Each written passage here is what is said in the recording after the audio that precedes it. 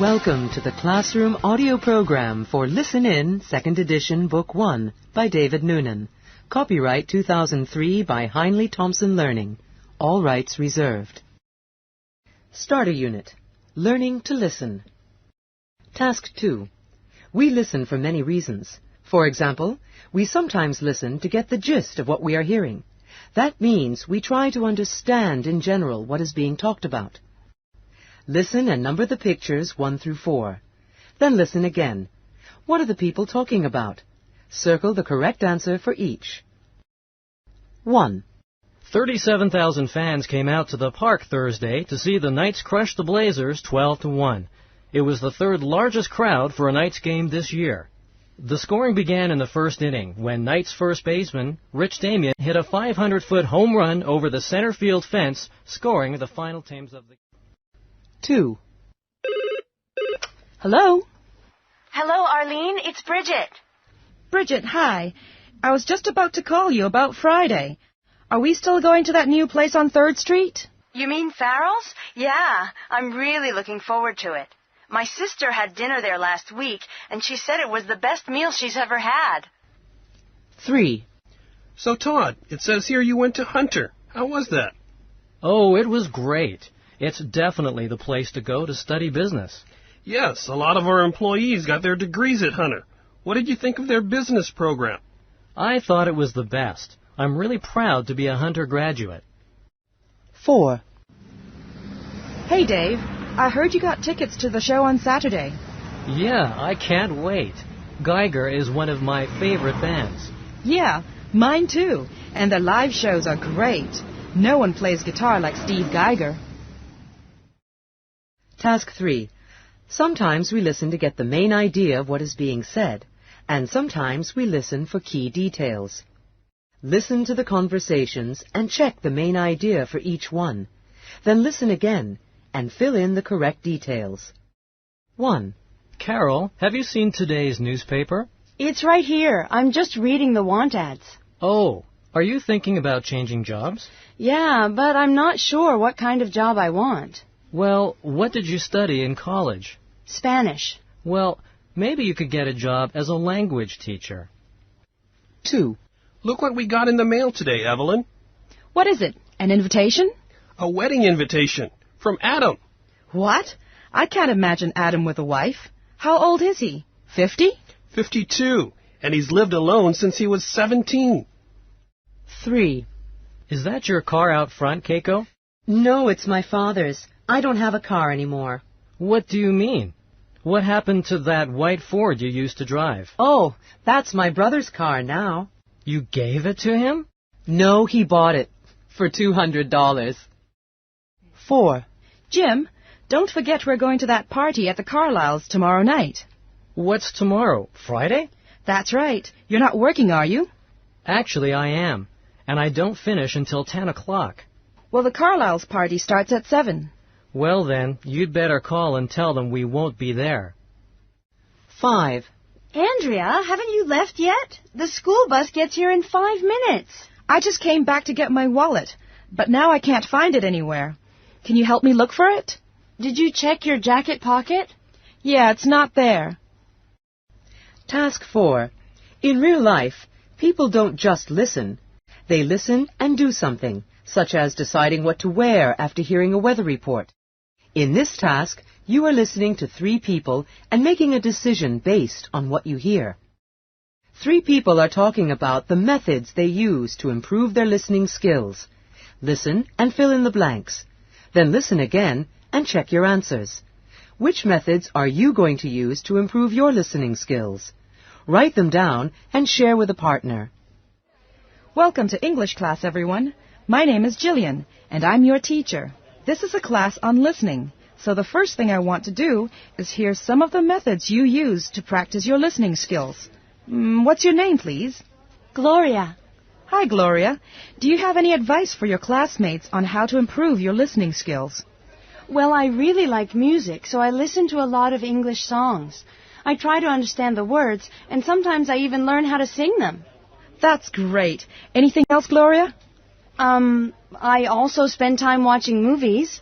I like to learn new English words, and Hollywood movies have a lot of slang expressions. That's another good method. Someone else? Yes? My name's Francisco. One of the things I do is listen to books on tape. I like to listen and read the book at the same time. It really helps my pronunciation. That's a good idea. Are there any other things you do, Francisco?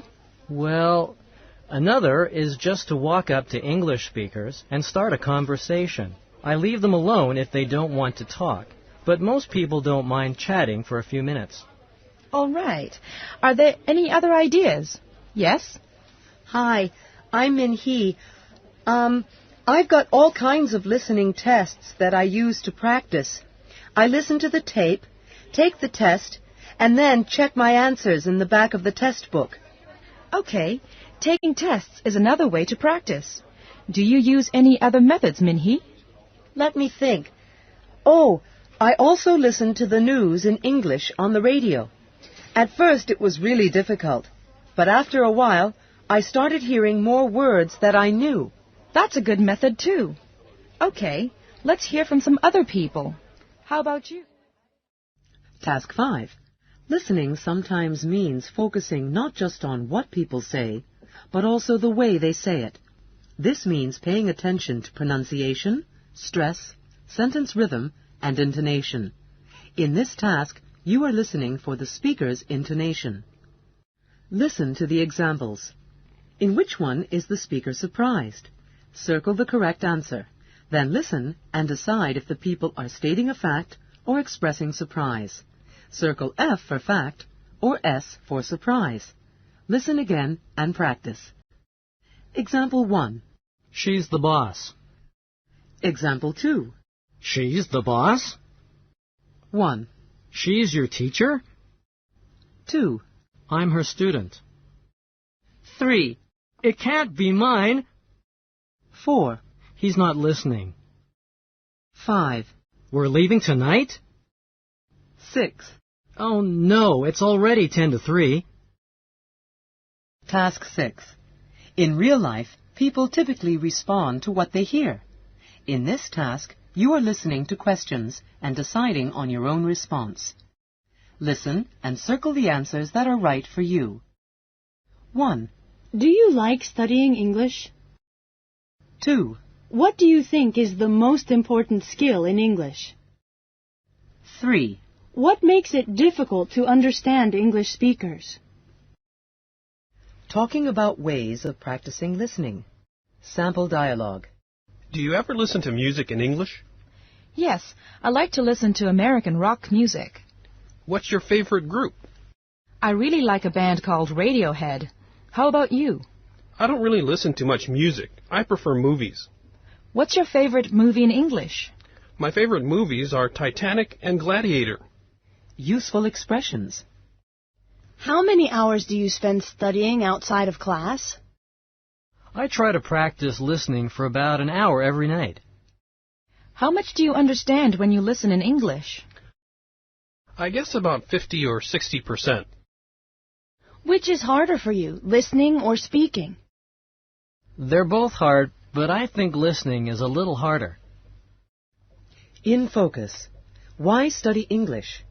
English is widely known as the language of international trade, but doing business isn't the only reason to learn the language. There are probably almost as many reasons to study English as there are people who want to learn it. Some people study English to help them get a good job. Others are preparing to travel to English-speaking countries. What's the main reason that you're studying English? I'm studying to pass my entrance exam for college. I work at a hotel, so I have to speak English to our guests. I just want to understand more of the dialogue in Hollywood movies. Unit 1. Pleased to meet you. Task 2. Listen. How many voices do you hear? Circle a number. Then listen again and check the names you hear. You're Mia Yoon, aren't you? And then I said to Joan, you know Joan, don't you? I'd like you to meet my sister, Li Wen. Pleased to meet you, Enrique. I'm John, John Lowe. Did you say Tina? Task 3. Listen and check the names that have 2 syllables. Then listen again and practice. Allison, Paul, Karen, Yumiko, Gina, Sulinko, Sarah, Tony, David. Alan. Task 4. Listen to the conversation between Leanne and John. Write the names of the people they decide to invite to their party. Then listen again and check your answers. Hello, Low Residence. John speaking. Hi, John. It's Leanne. Oh, hey, Leanne. How are things? You must be busy planning the party. Actually, that's what I'm calling about, John. Since you hosted last year's party, I was hoping you could help me with the guest list. I'm just writing down some names right now. Sure, no problem. Tell me, who have you got so far? Well, you and your wife, of course. It's Tina, right? Yep. And Alan from the office. It's Alan Walker, isn't it? Walker. That's right. And what about Kathy Chan? She's the new accountant in finance. I don't think I've met her. Is that Kathy with a K? No, it's Cathy. And her last name's Chan. And don't forget, Mike Perez. He's dying to meet Kathy. Really? Well, that's interesting. Perez, Perez. Oh, and I'd better invite my neighbor, Yumiko. Yuriko? How do you spell that? No, it's Yumiko. Yumiko. Haven't you met her? Her last name's Sato. Sato, I think. She lives across the hall. All right. Who else? Hey, how about your neighbor? Task 5. Read the names. Then look at the picture and listen to the conversations. Number the people in the picture 1 through 6. Then listen again and check your answers. Excuse me, are you Paul King? No, I'm not. I'm John Lowe. Oh, sorry. I was... That's okay. I'm Yumiko Sato. I'm a friend of Leanne's, but I don't know many people here. Pleased to meet you, Yumiko. I don't see Paul around here, but that's my wife, Tina, in red, over on the sofa. Come on, I'll introduce you to her and a few other people. Oh, that would be great. By the way, I really like your apartment. Purple is my favorite color. Great party, isn't it? Yeah, it is. Hey, have we met? I'm Kathy Chan. Oh, so you're Kathy. John Lowe mentioned you. I'm Mike Perez. Oh, are you friends with John? Yeah, he told me you were a good tennis player, so I was hoping we could arrange to play. Sure, that would be great. By the way, have you two met? Mike, this is Alan Walker. Nice to meet you, Alan. Actually, I think we met last year at John's party. You're a photographer, right? Well, that's really interesting, you see. Task 6. Match each statement or question with the best response. Then listen and check your answers. 1. Hello, Leanne. Hi, Tony. 2. This is Alan Walker. Nice to meet you, Alan. 3. Are you Paul King? No, I'm John Lowe. 4. I'm Kathy Chan. Hi, I'm Mike Perez. Task 7. Listen and circle the answers that are right for you. 1. Are you a student? 2. Is your name John? 3. Are you studying English? 4. Are you Yumiko? 5. Is your last name Lee? 6. Do you like parties? Making introductions. Sample dialogue. Hi, my name's Tony Kim. Pleased to meet you, Tony. I'm Yumiko Sato. Sorry, your name is Yumiko. How do you spell that? It's Yumiko, and my last name is Sato, Sato. Nice to meet you, Yumiko. Are you a friend of John's? No, I'm a friend of Leanne's. Useful expressions. How do you do, Wendy? Excuse me, are you Paul King? No, I'm John Lowe. Do you know Kathy Chan? Are you a student? Are you from Japan? In focus. Questions for a first meeting. It's not unusual to ask questions to find out about someone when meeting for the first time. In some countries, there are certain questions that you shouldn't ask because they might make the person uncomfortable. In your country, what types of questions are okay to ask on first meeting someone? What types of questions are not okay? In Korea, it's okay to ask someone's age, so you know whether to use formal language. In Canada, it's not okay to ask someone's age because some people don't like to say how old they are. In Mexico, it's not okay to ask about someone's religion because some people think it's too personal. Unit 2. This is my family. Task 2. Listen. How is the speaker related to each person? Circle the correct answer. Then listen again and check your answers. 1. John is our only boy. He has 3 sisters. 2. That's Darren. He's my mother's brother. 3. Her name's Sarah. She's my son Mario's daughter. 4. Lily's father and my father are brothers. 5. Rob is my sister Bonnie's son. Task 3. Listen. You will hear 4 people talking about their families.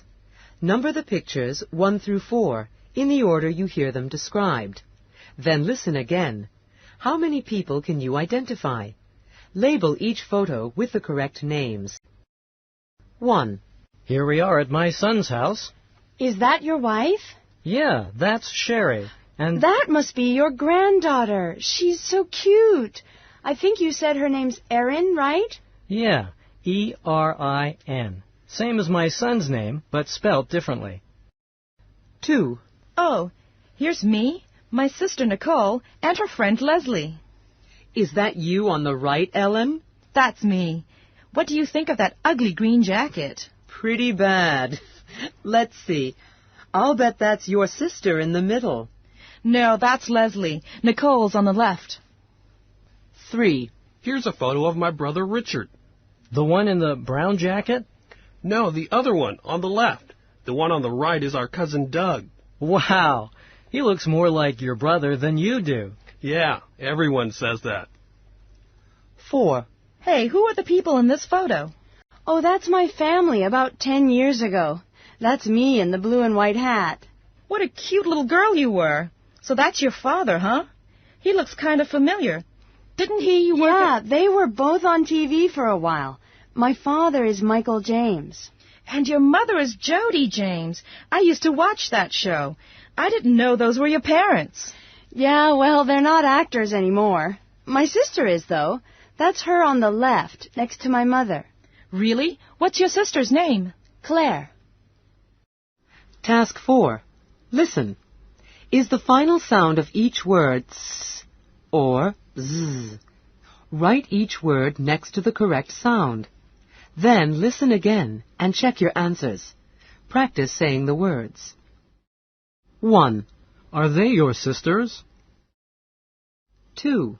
My cousins are coming to stay. 3. I have 3 aunts. 4. Are you guys students? 5. Do you have any brothers? 6. These are my 2 sons. 7. My parents would like to meet you. 8. They look like grandmothers. 9. Will Jill and Sarah's husbands be at the party? 10. Are you both teachers? Task 5. Listen to Naomi. Read the statements and circle true or false. Then listen again and complete the family tree. Hey, Naomi, who are the people in this photo? Oh, that's my homestay family. I'm going to Japan for a year on an exchange program, and those are the people I'm living with. Wow, it's a pretty big family. Are they going to have room for you? I sure hope so. Those are the parents, Mr. and Mrs. Ono. Their daughters' names are Setsuko and Noriko, and their son's name is Ichiro. Is that Ichiro there? No, that's Setsuko's husband, Kazuo. They were just married. Ichiro's the one in front. Good-looking guy. He's not married? No, Noriko's not married either. But Setsuko and Kazuo are moving into their own house about a month after I arrive, so it won't be as crowded as it looks. I'm leaving for Osaka in about a month. Well, have a great time. Task 6. Listen and circle the answers that are right for you. 1, Are you married? 2, Do you have any brothers? 3, Are you an uncle? 4, Do you have a daughter? 5, Have you met all of your cousins? 6.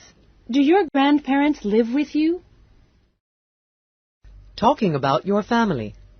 Sample dialogue. Here are my mother and father, and down here are my sisters and me. Are you the oldest? No, both of my sisters are older. Caitlin is 25, and Vanessa is 22. So these are their husbands. Yes, Caitlin is married to Steve, and that's their son Jamie. What about Vanessa? Vanessa is married, but she and her husband don't have any children yet. Useful expressions. How many people are there in your family? Is this your brother's wife? What's your nephew's name? Are you the oldest or the youngest? I'm the middle child. I have one older brother and 2 younger sisters. In focus. Celebrity families. Royal families around the world hold a great fascination for the public, perhaps because they represent the style and elegance of a bygone era. These days, celebrity families like the members of corporate dynasties, the families of movie stars, and even TV families such as The Simpsons are the focus of intense media attention. Who are some famous families in your country? Can you name all of the members and explain the relationships between them? Former U.S. President John F. Kennedy's parents' names were Joseph and Rose. His wife's name was Jacqueline, and his children were Caroline, John Jr., and Patrick. Britain's Prince William and his younger brother Prince Henry, whose nickname is Harry, are the sons of Charles, Prince of Wales, and the late Diana Spencer, Princess of Wales. Unit 3. He's the one in the blue shirt. Task 2. Listen. You will hear a conversation about 5 people. Look at the picture and draw lines from the names to the correct people. Then listen again and check your answers. Okay, Charlotte, I'll introduce you to everyone in a few minutes. But first I need to find out how many of the people here you already know. Well, I know Mr. Markham, the managing director. He's the man in the brown suit with the gray hair and mustache. That's him, but he prefers to be called Charles. Charles Markham, okay. And Cindy Carlyle is the tall woman with the green jacket and long black hair. Yes, she's the personnel manager. What about the person behind her? You mean the woman with short blonde hair? Her name is, Elaine Nolan. She's the accountant. Good. Is there anyone you don't know? Let's see. I don't think I know the young guy over there. Who? The one with short brown hair wearing the blue shirt? No, I know him. That's Tony Tan, right? Oh, I know who you mean. The guy standing next to him in the yellow shirt. That's Alan Watts, the PR guy. And who's that? Oh, sorry. It looks like they're ready for our presentation. Just follow along and you can pick up the rest as we go. Task 3. Listen to short descriptions of each of the people in Task 2 and number the names 1 through 5. Then listen again and check your answers. 1, He's the one with the red tie. 2, That's her with the brown briefcase. 3, He's wearing glasses and a brown suit. 4, She's the one wearing red pants. 5, He's the one who's not wearing a tie. Task 4. Listen. Who are the people describing? Number the pictures 1 through 5. What is the relationship of each person to the speaker? Listen again and circle the correct answers. 1. Is that your dad? Who do you mean? You know, the short middle-aged man with the brown hair and the yellow shirt next to your mother? No. That's her brother. 2. Don't you know her? I'm not sure. What does she look like? Well, she's tall with blonde hair and blue eyes. Is she older than you? No, she's 2 years younger than me. 3. Hey, who's that girl with the long brown hair? Long brown hair. Oh, that's Susan. Does she have a boyfriend? No, not right now. You want to meet her? 4. That's my mom over there, the one with the short gray hair. Oh, is your father here too? No, he isn't. 5. Is that Tony, the one with the short black hair? Yeah, that's him. He looks just like you. Yeah, when we were young, everybody thought we were twins. Task 5. Is it a question or a statement? Listen to the examples. Then listen and circle the correct answer. Listen again and practice. Example 1. He's the managing director. Example 2. He's the managing director. 1. He's from Singapore. 2. She has blue eyes. 3. He's from San Francisco. 4. He has brown eyes. 5. They work for the same company. 6. They're sisters. Task 6. Listen and circle the answers that are right for you. 1. Are you tall? 2. Do you have long hair? 3. Is your hair blonde? 4. Are you wearing glasses? 5. Do you have brown eyes? 6. Are you growing a beard? Describing someone's appearance. Sample dialogue. The person I'm describing has brown hair and blue eyes. Is the person's hair long or short? Not too long. I guess you'd say it's shoulder length. Is the person tall or short? I'd say average height, but the person is a bit heavy-set. Is the person wearing glasses? No, but he's wearing blue jeans and a brown shirt. Useful expressions. What is he wearing? Would you say he's middle-aged? What color is her hair? Does he have a mustache or beard? Is she holding a purse? What color shirt is he wearing? You mean the young blonde guy over there? In focus. The ideal look. Different cultures have different ideals of beauty for both women and men. In many parts of the world, thin is in, whereas people in other parts of the world prefer a more full-bodied appearance. What physical characteristics define the ideal man and woman in your country? Name some of the people who fit this description. To me, Chinese actress Gong Li is perfect because she's beautiful and smart. The things that make Brad Pitt so sexy are his blue eyes and great smile. Some people think supermodels are perfect, but I think they're too thin. Unit 4. Do you like rock? Task 2. Listen to each conversation and check the CD Mick and Marcia talk about. Then listen again. Does Marcia like or dislike each CD? Circle the correct picture. 1. Wow, Mick, you've got a ton of CDs. I don't even know some of these people. Really? I'll play a few things for you. What do you think of this one?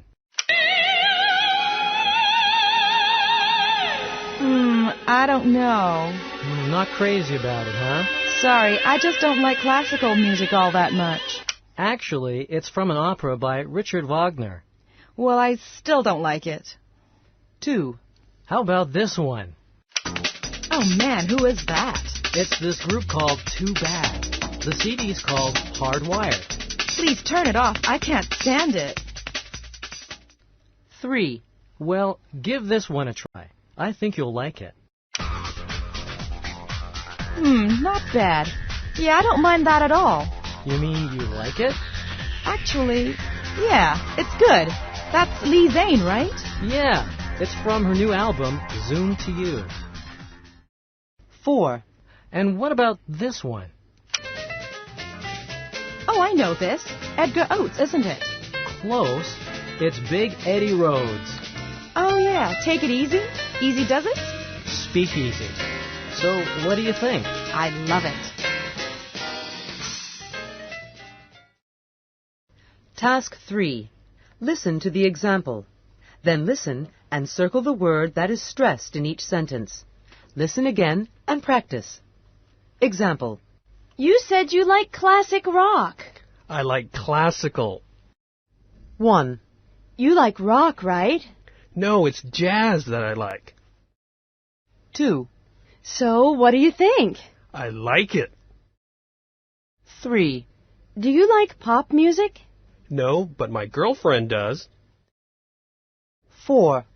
Why don't you like classical music? Classical music? I can't stand it. 5. How do you feel about jazz? It's okay, but I prefer rock. Task 4. Listen to the conversation about the big audio awards. Which singers are nominated for Best New Artist? Check the names. Then listen again. Which singers does Randy like? Circle them. Hey, Randy, the nominations for the big audio awards are out. The list is in today's newspaper. Oh, man. They never get those awards right.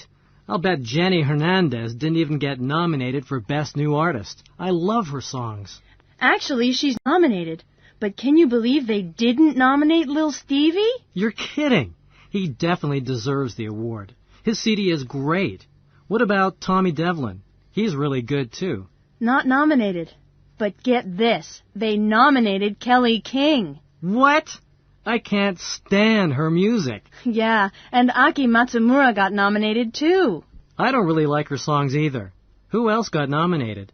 Well, Birmingham's Barracudas, and then that... Task 5. Listen to the radio broadcast. What does the DJ talk about? Check the correct answer. Then listen again. Fill in the blanks with information from the box.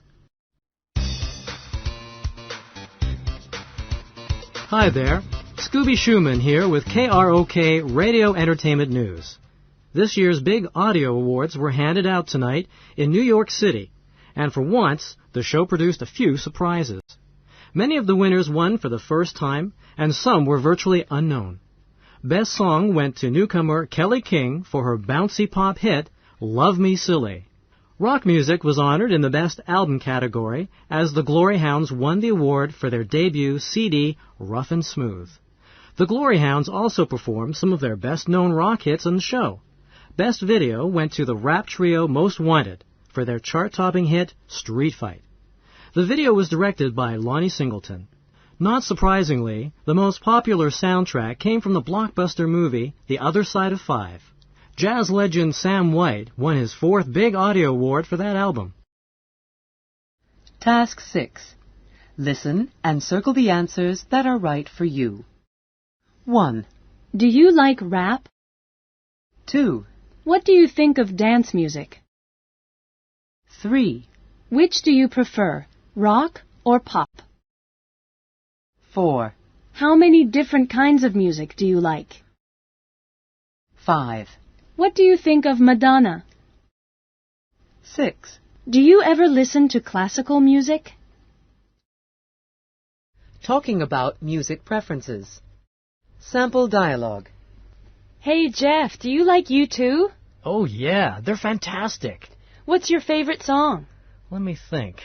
I really like Sunday, Bloody Sunday. Oh, really? I prefer I Still Haven't Found What I'm Looking For. Useful expressions. Who's your favorite singer? What kind of music do you like? I really like jazz. Me too. What do you think of Miles Davis? How do you feel about rap? I don't mind it, but I prefer rock. In focus. Music legends. Many musicians worldwide have earned awards for their career accomplishments. In the United States, winners of the Grammy Award for Lifetime Achievement include pop star John Lennon, opera singer Enrico Caruso, and jazz great Ella Fitzgerald. Which musical performers in your country deserve awards for lifetime achievement? Give reasons. Cho Young-pil is the biggest star in Korea. He started singing about 40 years ago. Everyone knows the Beatles. They're the most famous group ever. Antonio Carlos Jobim was Brazil's greatest jazz composer. Musicians still play his songs today. Unit 5. It's a really interesting place. Task 2. Listen to the conversations and number the pictures 1 through 3. Where does each person work now? Listen again and match the names to the cities. 1. Hi, I'm Alan Stockdale, New York office. We met at last year's sales conference. Oh, that's right. I'm John Lee. Last time we talked, you were moving to Jakarta. Yeah, I was there for about 6 months. Oh, so you're back home now? Back in Hong Kong. Actually, I just got promoted. Wow, that's great. Congratulations, John. 2. Greta, this is Chanabun. Oh, hi. We met yesterday. You look like you're getting ready to leave. Yes, I have to be in Bangkok by 3. You're still working at the Bangkok office, Chanabun? That's right. Where are you now, Kelvin? Taipei. I took over for Greta when she moved to the Singapore branch. Actually, I'll be visiting Bangkok in June. Great. Give me a call when you arrive. 3. It's good to see you again, Pam. You too, Mark. So what do you think of Shanghai? I like it here, but I'll be glad to get back to San Francisco. How are things going there? Is the new office up and running? All set up. What's happening in Singapore? Oh, you didn't hear? I'm working in Jakarta now. Task 3. Listen. Which of the underlined sounds are the same? Join the words with a line. Then listen again and practice. 1. Malaysian. 2. Asian. 3. Chinese. 4. Brazilian. 5. Egyptian. 6. Russian. Task 4. Listen and check the places you hear. Then listen again. How does Dave describe each city? Match each adjective with the correct city. Great sales conference. Yeah, and Chicago's a good place for it, isn't it? Uh-huh. By the way, Dave, I've been meaning to ask you something. Go ahead. Well, I don't know if you've heard, but I'm being transferred to Asia from the New York office. Right, and they're letting you choose which city, aren't they? Yeah. The only problem is that I don't know much about Asia. You've worked in all our offices in Asia. Could you give me some advice? Sure, no problem. Well, I think I told you I started out in Bangkok. What was that like? Really interesting. I was studying Buddhism at the time, so it was great. There are some amazing temples in Bangkok. It's not very expensive to live there either. Have you ever lived in Tokyo? Oh, sure. I loved it there. It's a really exciting place to live and very modern. You've got to see the Ginza in downtown Tokyo. What about Seoul? You work there too, right? Uh-huh. Seoul's a really big city, but I always felt safe there, even late at night. I sometimes went to this all-night market called Namdaemun. And Singapore? Well, Singapore isn't very big, but it's very convenient to get around. I've heard it's also very clean. Yeah, it's very clean, and the restaurants are great. It's not going to be easy to decide. They all sound great. Task 5. Listen and circle the answers that are right for you. 1. You're from Japan, aren't you? 2. Did you say you're from Taiwan? 3. Is your name Chang? 4. Are you Korean? 5. Do you live in Tokyo? 6. Are you Asian? Describing what places are like. Sample dialogue. Which city do you most want to visit? I really want to see Paris. Oh, yeah? Why do you want to go there?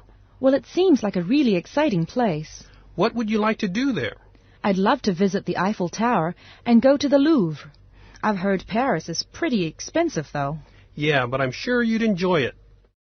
Useful expressions. What's Tokyo like? It's very big and modern. Have you ever been to Hong Kong? Yes, it's an interesting city, but very crowded. Is Los Angeles a safe place to live? What is there to see and do there? In focus, world-class cities. Cities around the world compete to hold prestigious international events like the Olympic Games and the Soccer World Cup. Many people think that hosting such an event gives a city world-class status. How would you describe the city where you live?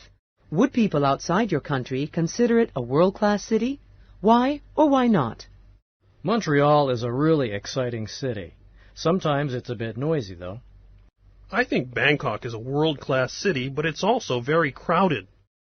My hometown is quite small, but it's a beautiful place to live. Review, Units 1 through 5. Task 1. Listen and circle the names you hear. Then listen again and number the pictures 1 through 4. One picture is extra. 1. Are you Jane Lee? No, I'm not. I'm Jenny Lee. Jane's my sister. There she is over there. Oh, okay. Thanks. 2. Hi, this is Rick. I'm not available right now, but if you leave a message, I'll get back to you as soon as possible. Thanks. 3. It's Tina, right? Yes, that's right. Okay, Tina. First of all, why don't you tell us a little bit about yourself? 4. Tennis ace Mike Chin meets three-time Asia-Pacific Cup winner Nick Biltmore in the final of the All-Star Cup at Riverside Stadium tonight. Task 2. Anne is identifying some people at a party. Match the names to the relationship words. Then listen again. Match the relationship words to the descriptions. Oh my! Look at all the people. Anne, you said this would be a small party. You know how nervous I get when I have to meet a lot of people. Sorry, Walter, I had no idea. Okay, I'll tell you what. I'll point out some of the people here, and that'll make it easier when you meet them. Yeah, that would help. Okay, let me see. All right, do you see the tall guy over there by the window? I see him. That's my brother Harry. All right, and who's that next to him? Do you mean the woman in the red shirt? Yeah. That's my Aunt Judy. Oh, and do you see the man behind her?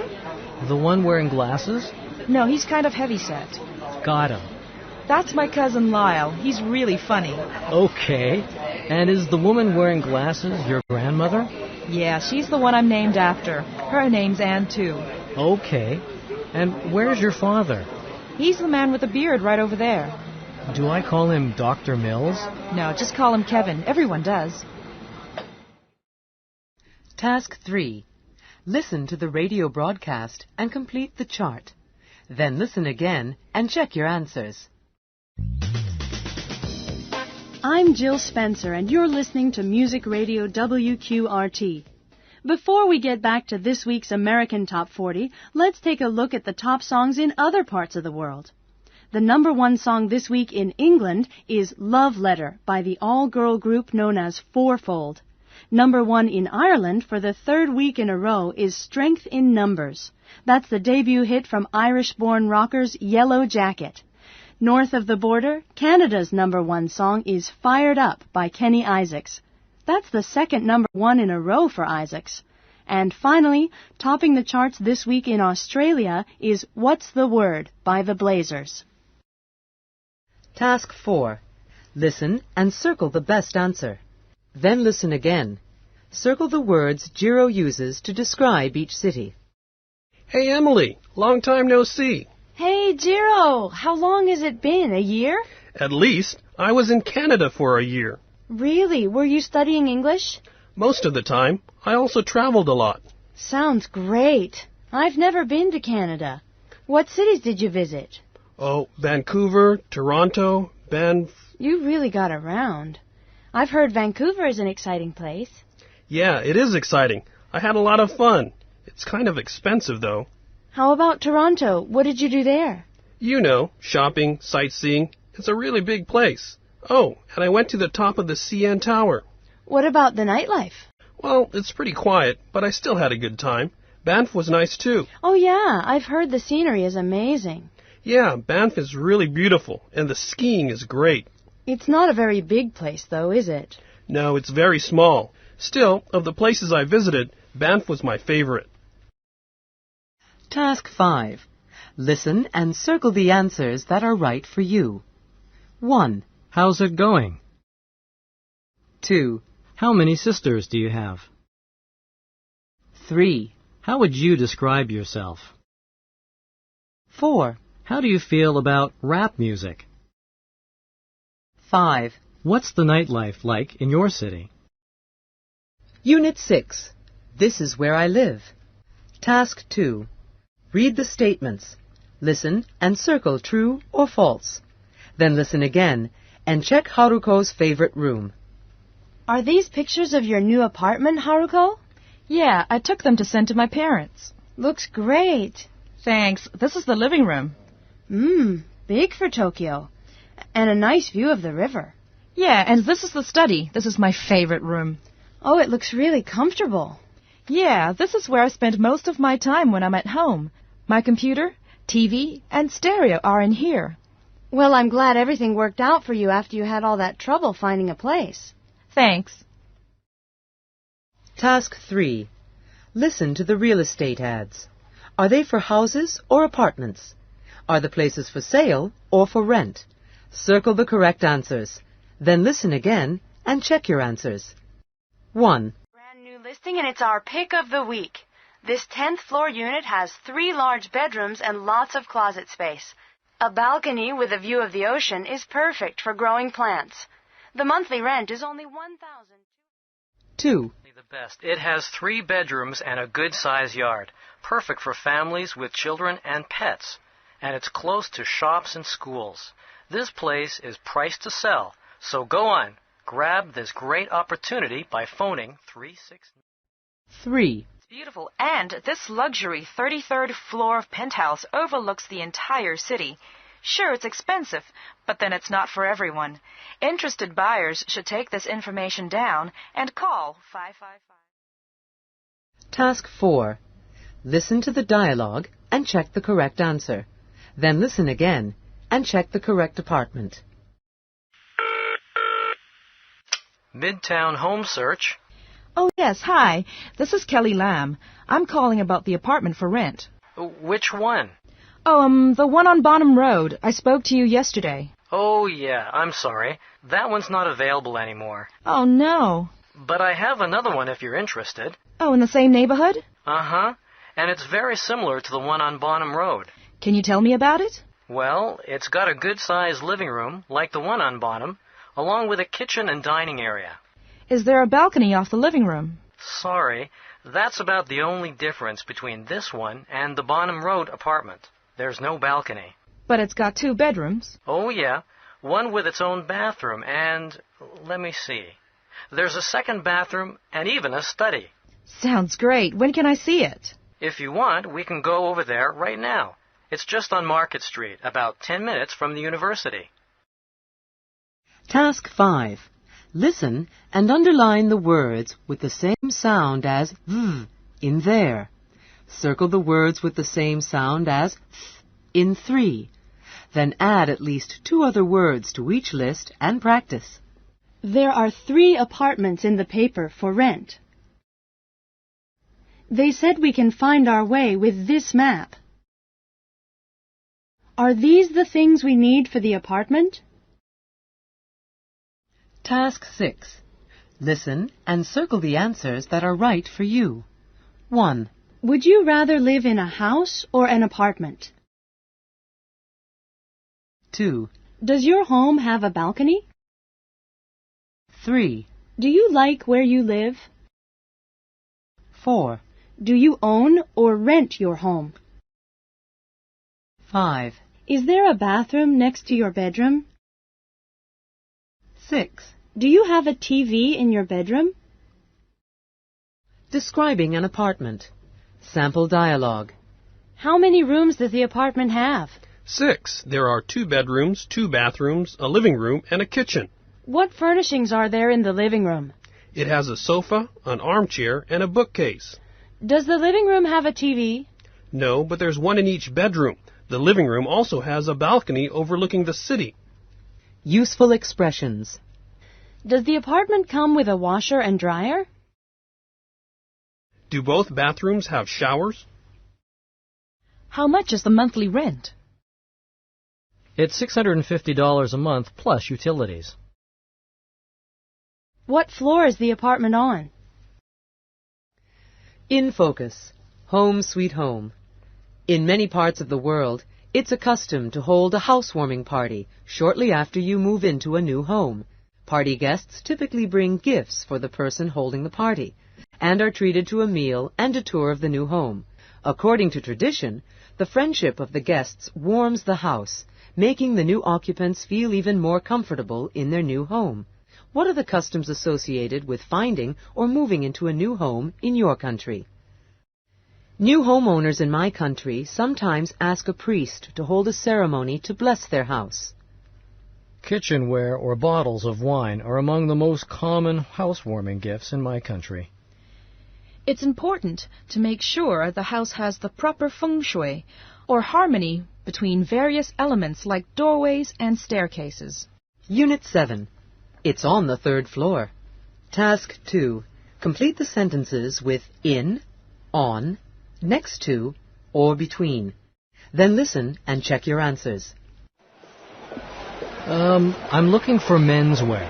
Menswear is on the 2nd floor. The 2nd floor. Okay, thanks. You're welcome. Can you tell me where I can find CD players? CD players, they're in electrical goods. And where's that? On the 3rd floor, next to furniture. I'm looking for tennis rackets. Where can I find them? Tennis rackets? They're in the sporting goods department. And that's on the... It's on the 2nd floor, between the restaurant and the escalator. On the 2nd... Okay, thank you. Task 3. Listen to the elevator announcements. Write the correct floor number for each picture. Then listen again and complete the lists below each picture. 1. 3rd floor. Sporting goods. Tracksuits, tennis rackets, soccer balls, rollerblades, and golf clubs. 2. 7th floor. Women's wear. Skirts, shorts, shoes, dresses, and hats. 3. 2nd floor. Electronic goods. TVs, VCRs, stereos, microwaves, and MD players. 4. 5th floor. Furniture. Sofas, tables, chairs, beds, and desks. Task 4. Listen and circle the number you hear. Then listen again and practice. 1. I'm looking for the restaurant. Oh, you're on the wrong floor. You need to go up to the 7th floor. It's next to the furniture department. Thanks. 2. Where's the menswear department? Menswear? Take the elevator to 8 and it's right there. Okay, thanks. 3. Do you have change for 100? No, but there's a cashier on the 6th floor. 4. Excuse me, is there a restroom around here?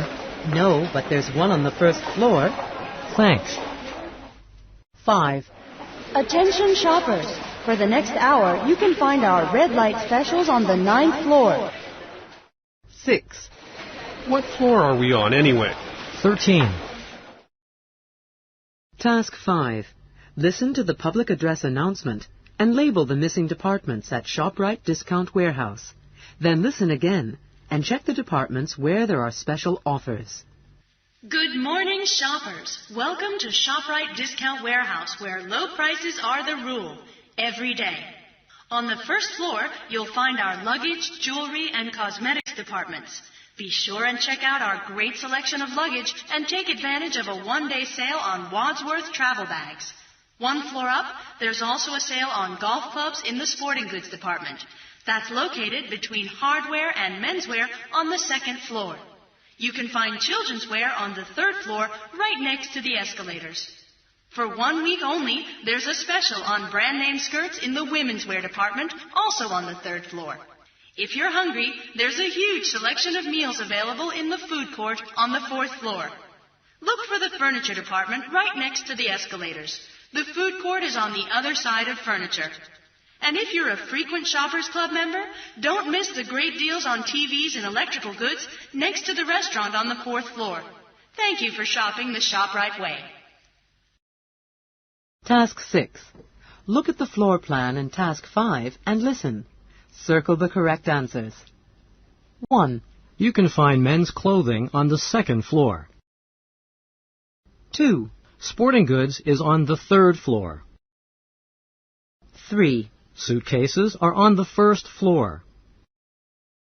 4, Boys' jeans are on the 2nd floor. 5, CD players and TVs are on the 4th floor. 6. There are restrooms on every floor. Talking about locations in a store. Sample dialogue. Can I help you? Yes, I'm looking for running shoes. Running shoes, right over there in the sporting goods department. Great. I'm also looking for a skirt for my wife. Okay, women's wear is on the 3rd floor next to the children's wear department. You can take the escalator. And where's that? Right next to hardware. Useful expressions. Excuse me, can you tell me where to find CD players? Sure, they're right upstairs in the electrical goods department. Take the escalator to 4, and it's right next to the food court. What floor is sporting goods on? Is there a restroom on this floor? In focus. You better shop around. In many countries, traditional open-air markets, such as Namdaemun in Korea or Singapore's Clark Quay Flea Market, compete with shopping centers and department stores for customers. Have you ever been to a traditional market in your country? What are some advantages of shopping at open-air markets versus department stores? What are some disadvantages? In Thailand, traditional markets have much lower prices than department stores. North America department stores offer better quality products than open-air markets. Open-air markets in Mexico have a wider selection than shopping malls. Unit 8. Can you work weekends? Task 2. Listen to the 4 conversations and number the occupations 1 through 4. Then listen again. How does each person describe the job? Circle the correct word. 1. I see here that you've got a lot of experience. Tell me, Steve, how did you first get interested in the computer field? Well, working in computers is all I ever really wanted to do. I got my first computer when I was about 10, and I've spent most of my time working with them ever since. What is it that interests you about computer programming? It's just a really creative job, I guess. You get a chance to make something from nothing. 2. I just can't believe you're a police officer, Margot. I remember in high school you always wanted to be a lawyer. Yeah, I guess it was all those TV shows about lawyers. I started law school, but then I realized it just wasn't the right career for me. But isn't it a dangerous job, all those criminals out there with guns? Sometimes I wish it were a little more dangerous. Right now, all I do is write traffic tickets. It's kind of boring, actually. 3. I guess they told you on the phone that we're looking for someone to do oil changes, tune-ups, that sort of thing. I'm your man, then. Those are exactly the kinds of things I did in my last job. And why did you leave your previous employer? Well, I was working for a trucking company, and the owner wanted me to do extra work on top of my job as a mechanic. What type of work? Delivering stuff, mostly. I didn't like it too much. Being a mechanic is really enjoyable. I love working on engines. 4. So, Mark, you've decided to go into education. What made you decide to choose that field? I guess I just think it's the right choice for me. I used to have a part-time job as a tutor, and I really liked it. That's great. There's just a couple of things you should probably consider. First of all, you know you're not likely to get rich teaching school, right? Yeah, I know it's not a very high-paying job, but that's not the reason I'm going into it. Helping people learn is just really satisfying for me. Task 3. Listen to the questions and circle the best responses. Then listen again and check your answers. 1, What's your phone number?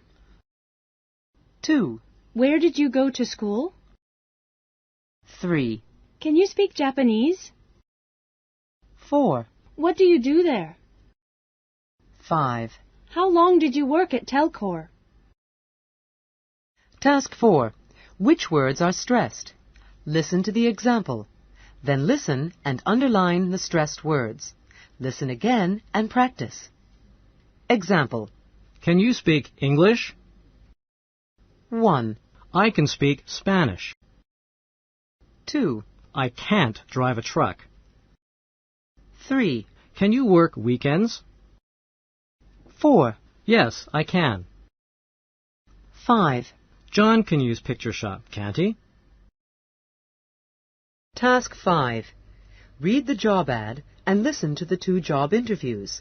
Write yes or no for each item on the interview form. Then listen again and check your answers. Who do you think is the best candidate for the job? Share your opinion with a partner. 1, As you know, Patricia, we're looking for someone who has done it all in the publishing design field. Someone who knows the business inside out and can take charge of a design team. Well, as you can see from my resume, I worked my way up from intern to senior designer at Q-Style magazine, so I'm comfortable doing just about any job. Are you comfortable using the new Design Whiz software? Very comfortable. I can also use Picture Shop. I even took some photos for Q-Style when the staff photographers were busy. And how about your French? Well, I'm better at speaking French than writing it, but I can do both. That's good, because you'd sometimes be working with French designers. You might also have to type in some text corrections when you're designing pages. I can type about 50 words a minute. Okay. Ever work with spreadsheets for payroll, that sort of thing? No, I guess I'd have to learn that. I'm very hard-working. I can work weekends. That's great. You'd also be traveling to the U.S. once in a while. Is that okay? That's no problem. 2, Julian, it says on your resume that you were on the design team at Fashion Central magazine. For about 2 years. I studied design at college, but really didn't get much hands-on experience until I worked for Fashion Central. They taught me everything. How to use Design Whiz. So you can use Design Whiz. Good. How are you with photos? Well, I can't really take professional photos. I know how to use Picture Shop, though. What about spreadsheets? In this job, you'd need to use them for things like payroll. That's no problem. I actually studied accounting before I got into design. I see here that you grew up in Quebec. I assume you speak French? Fluently. It's the language we spoke at home when I was a kid. I've also written some articles in French. There's travel involved in this job. Any problem flying to the U.S. once in a while? No, that's fine. I'm willing to do what it takes to be good at this job. I can work nights, weekends. Yes, that would be a part of the job. Oh, I almost forgot. How's your typing? Believe it or not, we need someone who can type pretty fast. I guess I type at about, 40 words a minute. Task 6. Listen and circle the answers that are right for you. 1, Do you have a master's degree? 2, Have you ever taken a TOEFL test? 3, Can you speak French? 4, Is earning a high salary important to you? 5, Do you like to travel? 6. Are you a hard worker? Asking and answering job interview questions. Sample dialogue. We're looking for someone with computer design skills. I can use Design Whiz software. I also know Picture Shop. Okay. Can you work with spreadsheets? Yes, I used spreadsheets in my previous job. What about your language skills? Can you speak French? Yes, I can. I studied in France for 3 years. I love to travel. That's great. I just have a few more questions. Useful expressions. Why did you leave your last job? I was looking for a new challenge. Why do you think you're the best candidate for the job? I have a lot of experience, and I'm very hardworking. Are you willing to travel or move to another city? Yes, I love to travel, and I'd be willing to relocate. In focus, prestigious careers. Respondents to a 2001 survey by the Harris Poll, a U.S. market research and consulting firm, named doctors, teachers, and scientists as the 3 most prestigious professions from a list of 17. The 3 least prestigious jobs were banker, accountant, and businessperson. What are the most prestigious professions in your country? What are the least prestigious? Why do you think people respect certain professions over others? I think teachers get a lot of prestige because it's such a difficult job. Politicians don't get any respect in my country. People think they're dishonest. I think nurses deserve more respect because they work so hard. Unit 9. Where's the ferry terminal? Task 2. Listen to the conversations. What does each person want to see or do? Number the photos 1 through 6. Then listen again. Where is each person advised to go? Circle the correct answers. 1. Good evening, sir. How can I help you? Well, this might seem like a strange question, but I saw some people on TV doing a sort of slow-motion exercise. Could you tell me what it was? Oh, you mean Tai Chi.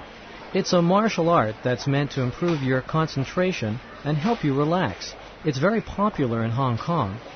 It looks really interesting. Is there any place I could go to find out more about it? You could take classes, but since you're only here for a few days, you should probably just go to Kowloon Park. A lot of people practice Tai Chi there. 2. Is there something I can help you with, ma'am? Oh, yes. I'm looking for a brochure on cultural events in Hong Kong. Was there something in particular you were interested in? I'm not sure. What about traditional music? Do they have any performances I could attend? I'd recommend the Chinese opera. There's a schedule right here. The performances are held at the Hong Kong Cultural Center. 3. Could I ask you a question?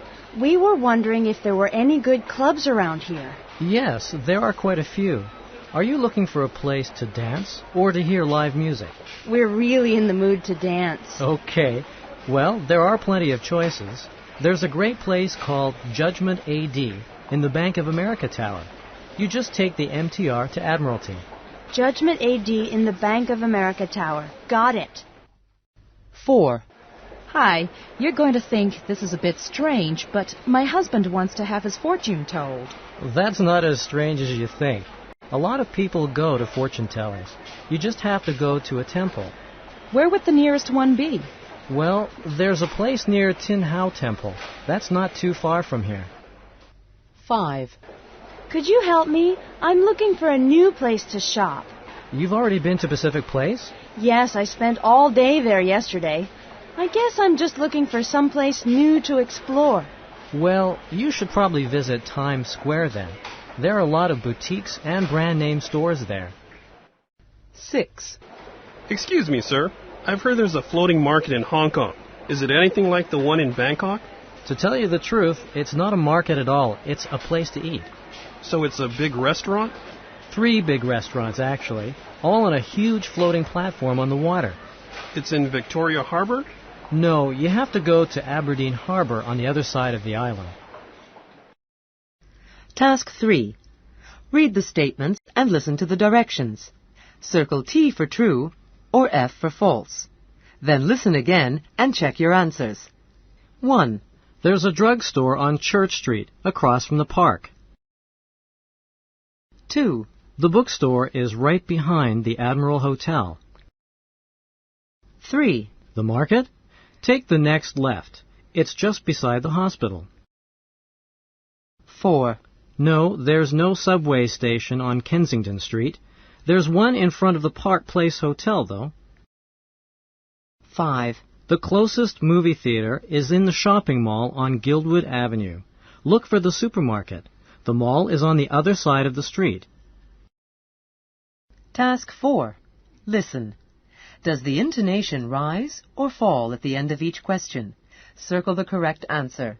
Then listen again and practice. 1. Do you know where the station is? 2. When does the bus get here? 3. Is there a bookstore nearby? 4. How do I get to the ferry terminal? 5. Where is the drugstore? 6. Are there any banks around here? Task 5. Listen to the tourist information about Kowloon. Number the places in the order that you hear them, 1 through 6. Then listen again. Draw lines between each place and its location on the map. Welcome to Hong Kong, and thank you for choosing Beacon Tours. I'm your tour guide, Samantha Lin. As we make our way to Kowloon, here's a brief overview of some of the local tourist sites you may wish to visit. As most of you know, we've arranged for you to stay at the Peninsula Hotel, which is located between the YMCA Salisbury Hotel and the Sheraton Hotel on Salisbury Road. Just across the street from the Peninsula Hotel, you'll find the Hong Kong Space Museum, between the Hong Kong Cultural Center and Salisbury Gardens. The Space Museum has dozens of fascinating displays, including an actual Mercury space capsule. Up Nathan Road in Kowloon Park is the Hong Kong Museum of History, where you can learn just about everything about Hong Kong's past. For lovers of outdoor dining and nightlife, Knutsford Terrace is the place to go. This trendy entertainment district is located near the Miramar Hotel, just off Nathan Road. Hong Kong is well known as a shopper's paradise, and 2 of the best markets in town are located in Kowloon. With hundreds of different kinds of birds on display, the bird market is one of Hong Kong's must-see tourist destinations. Look for it close to the Grand Tower Hotel and Mong Kok subway station. Just as interesting is the Temple Street Night Market, the place to go for inexpensive clothes, shoes, and household goods. You'll find it next to Tin Hau Temple, close to Yau Ma Tei MTR station. Now let me tell you something about this part of Hong Kong, because you've probably noticed... Task 6. Listen and circle the answers that are right for you. 1. Is there a park near your house? 2. Do you take the bus to class every day? 3. Is the airport far from here? 4. Do you know the way to the train station? 5. Can you walk to the subway from here? 6. Are there any good restaurants around here? Asking for directions and describing locations. Sample dialogue. Excuse me, I'm looking for a good place to have dinner with friends. Could you recommend a place? The best choice is probably Knutsford Terrace. It isn't too far from here. Knutsford Terrace. Could you tell me where that is? Sure, it's on Kimberley Road, close to the Miramar. Sorry, I don't know where the Miramar is. Oh, it's on Nathan Road, across from Kowloon Park. Close to the Miramar Hotel, across from Kowloon Park. Thanks. Useful expressions. Excuse me, is there a post office near here? Sure. Go up Nathan Road to Middle Road and turn right. Is the Causeway Center in Kowloon? No, it's not. It's in Wan Chai. Is it within walking distance from here? No, you should probably take a cab. In focus. It's a must-see. Travel companies sometimes offer tours built around particular themes, like historical sites, cultural institutions, or popular night spots. Which places in your city would you include on a tour of important historical sites? Which places are must-see stops on a cultural tour of your city? Where would you take tourists who wanted to visit the best night spots? Visitors to Tokyo can learn about Japanese culture in the museums at Ueno-Koen Park. The National Palace is a must-see in Mexico City. The murals there show Mexico's history. Soho is the main nightlife area in London. You can find all the best pubs and nightclubs there. Unit 10. How does it work? Task 2. Listen and circle the words you hear in each conversation. Then listen again. Which item is each person talking about? Number the photos, 1 through 3. 1. Can you help me out here, Mark? I'm trying to figure out how to use this thing. I have to plug something in here, don't I? Let's see what you're trying to do. Oh, well, first you have to open it up like this. Oh, that's how it works. Yeah, then you just put in a CD, close it, and... Then you press play. Right. And if you want to raise or lower the volume, you can adjust it right here. 2. That looks fancy. Is it new? Yeah, I just got it. With this little baby, I can control everything. Really? How does it work? It's pretty simple, really. You just press this button to turn everything on. Everything? Wow. Move this switch if you want to change the mode, and use this one over here to adjust the volume. That's great. Now you can throw out all the others and just use this one. 3. You look like you're having some trouble there, Russell. You could say that. I can't even find the power button. Well, let's see. Did you plug it in? Yeah, I got that far at least. Okay, the power is right here on the side. Turn it on like this and then... What's this? There's a disc in there. Oh, okay. Well, let's take out the disc and we're ready to go.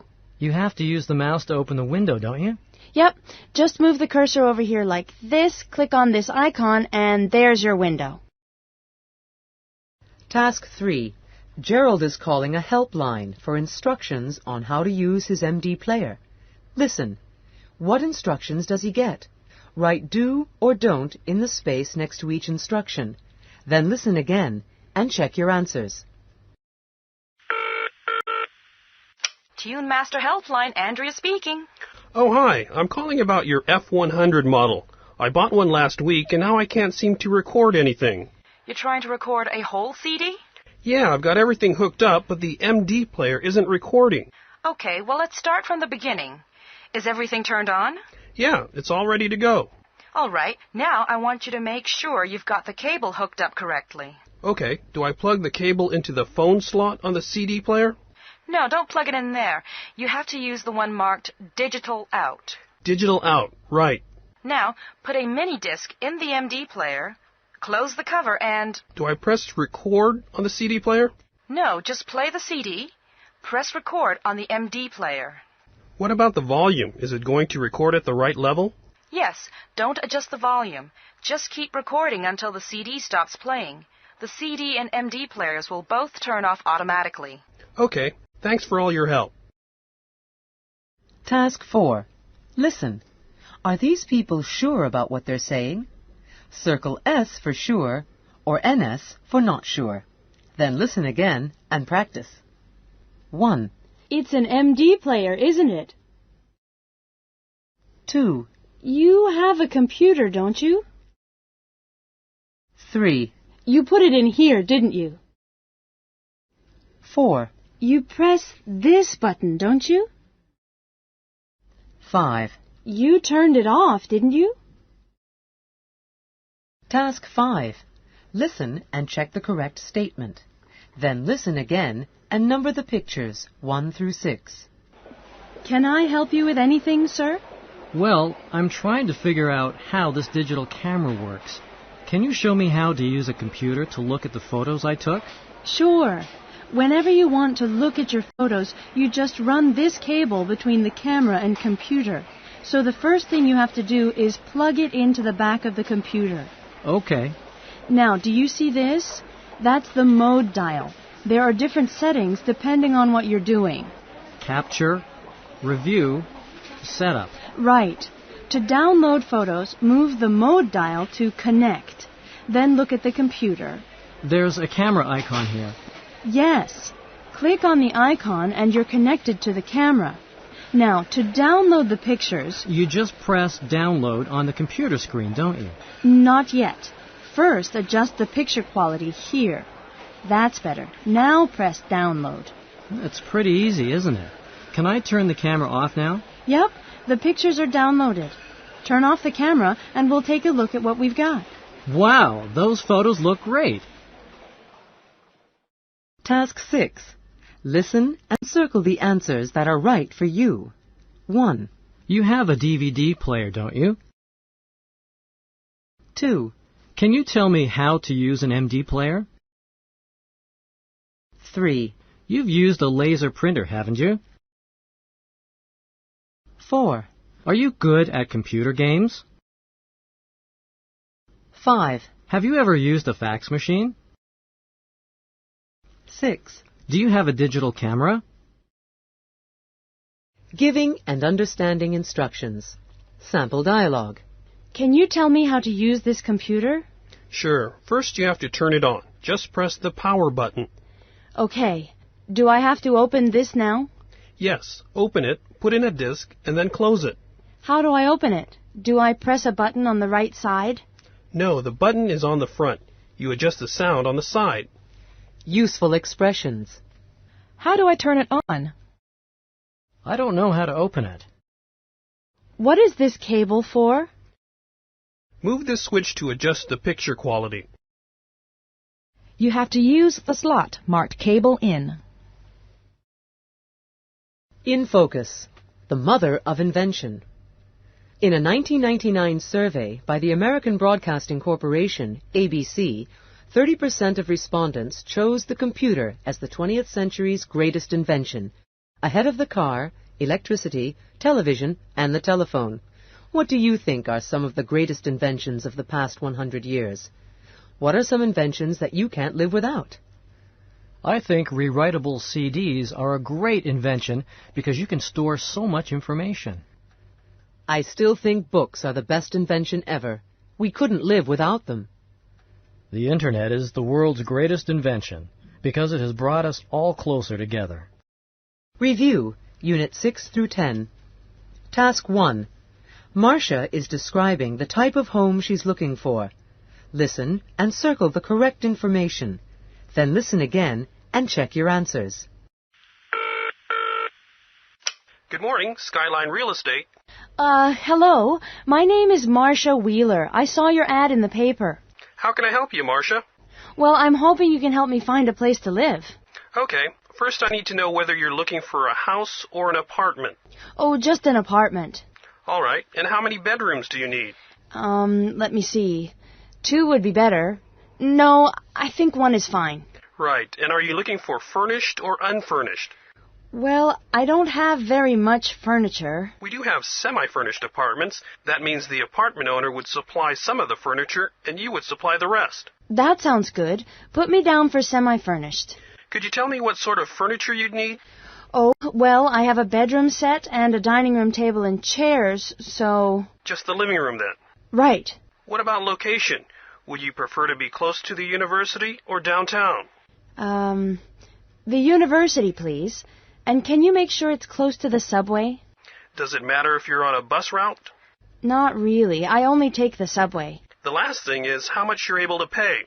Oh, for the rent? Yeah, I can pay up to about $600 a month. Task 2. Listen to the conversations and number the pictures 1 through 4. Then listen again and circle the things Allison can do. 1. As you know, Allison, we're looking for someone who can type, answer the phone, and help out wherever else they're needed. That's no problem, Mr. Lee. Okay. Tell me, what's your typing speed? I can type about 70 words a minute. 2. Are you new here? Yes, it's my first day. My name's Allison Martin.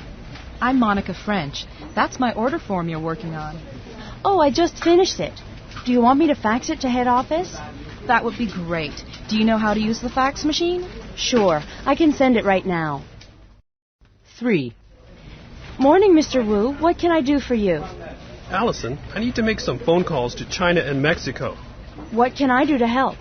Well, I'm okay calling China. The problem is I can't speak any Spanish. Can you? Yes, I studied it in college. You just have to tell me what to say. 4. Allison, this is Evelyn Kwok from accounting. Pleased to meet you, Miss Kwok. Hi, Allison. Listen, have you ever worked with Exalt software? It's a spreadsheet program. Sure, I used it at school. Do you need me to help with something? Task 3. Listen to the telephone recording. Number the correct places on the map 1 through 5. Then listen again and check your answers. Thank you for calling the Holiday Hotel Information Line. To help you find your way around the local area, here is a list of some key places near the hotel.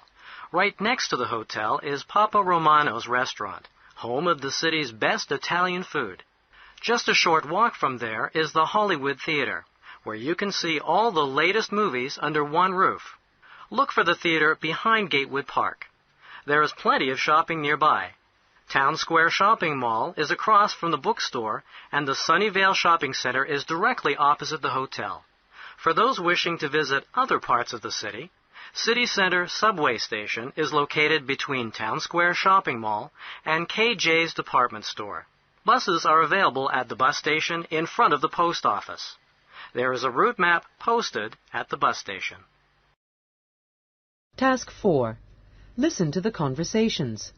What department is each person looking for? Number the photos 1 through 5. Then listen again. Draw lines from the photos to the correct locations in the store. 1. Excuse me, I'm looking for a basketball. Where can I find sporting goods? Sporting goods is on the 3rd floor, right next to the escalators. Thanks very much. 2. Excuse me, sir. Do you sell suitcases here? Suitcases? Yes. The luggage department is here on the 1st floor. It's right over there next to ladies' wear. 3.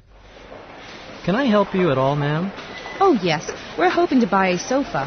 Where would I find the furniture department? Oh, furniture is up on the 2nd floor, next to the food court. The food court? Yes, turn right when you get off the escalator. Go through the food court, and you'll see the furniture department in the corner. 4. I guess you have some TVs around here somewhere, do you? Not on this floor, sir. TVs are up in the electronics department. What floor is that on? It's on the 2nd floor, beside the household goods. 5. Sir, I'm wondering where the toy department is. It's here on the 1st floor, ma'am, right between the jewelry and cosmetics departments. Task 5. Listen and circle the answers that are right for you. 1. Is your home far from here? 2. Do you take the subway every day? 3. Are there any nightclubs near here? 4. Do you know much about MD players? 5. Can you teach me how to use a digital camera? Unit 11. I usually get up at 6. Task 2. Listen and number the times in the order you hear them, 1 through 6. Then listen again. Write the verb you hear under each clock. Okay, then. I'll meet you at 12:30. Football practice starts at 3. We finish work at 6:30 on Fridays. She'll arrive in Bangkok at 10 after 9. I'll see you at the game at 8:15. Our flight to Seoul leaves at 11:45. Task 3. Listen to the questions and circle the best response. Listen again and check your answers. 1. What time do you usually go to work in the morning? 2. When do you have lunch? 3. What time do you usually come home in the evening? 4. When is your coffee break? 5. What time do you go to bed at night? Task 4. Questions like, when do you usually get up, are often reduced. Listen to the example. Then listen to the sentences and circle reduced or not reduced. Listen again and practice. Example. When do you usually get up? When do you usually get up? 1. When do you usually have breakfast? 2. When do you usually go to school or work? 3. When do you usually have lunch? 4. When do you usually come home? 5. When do you usually have dinner? 6. When do you usually go to bed? Task 5. 3 people are describing their daily routines. Listen and fill in the blanks under event. Then listen again and fill in the blanks under time. 1. Good morning, everyone. Your teachers tell me you're all having some trouble with your schoolwork. I know you're all good students, so I'm thinking it's a problem with managing your time.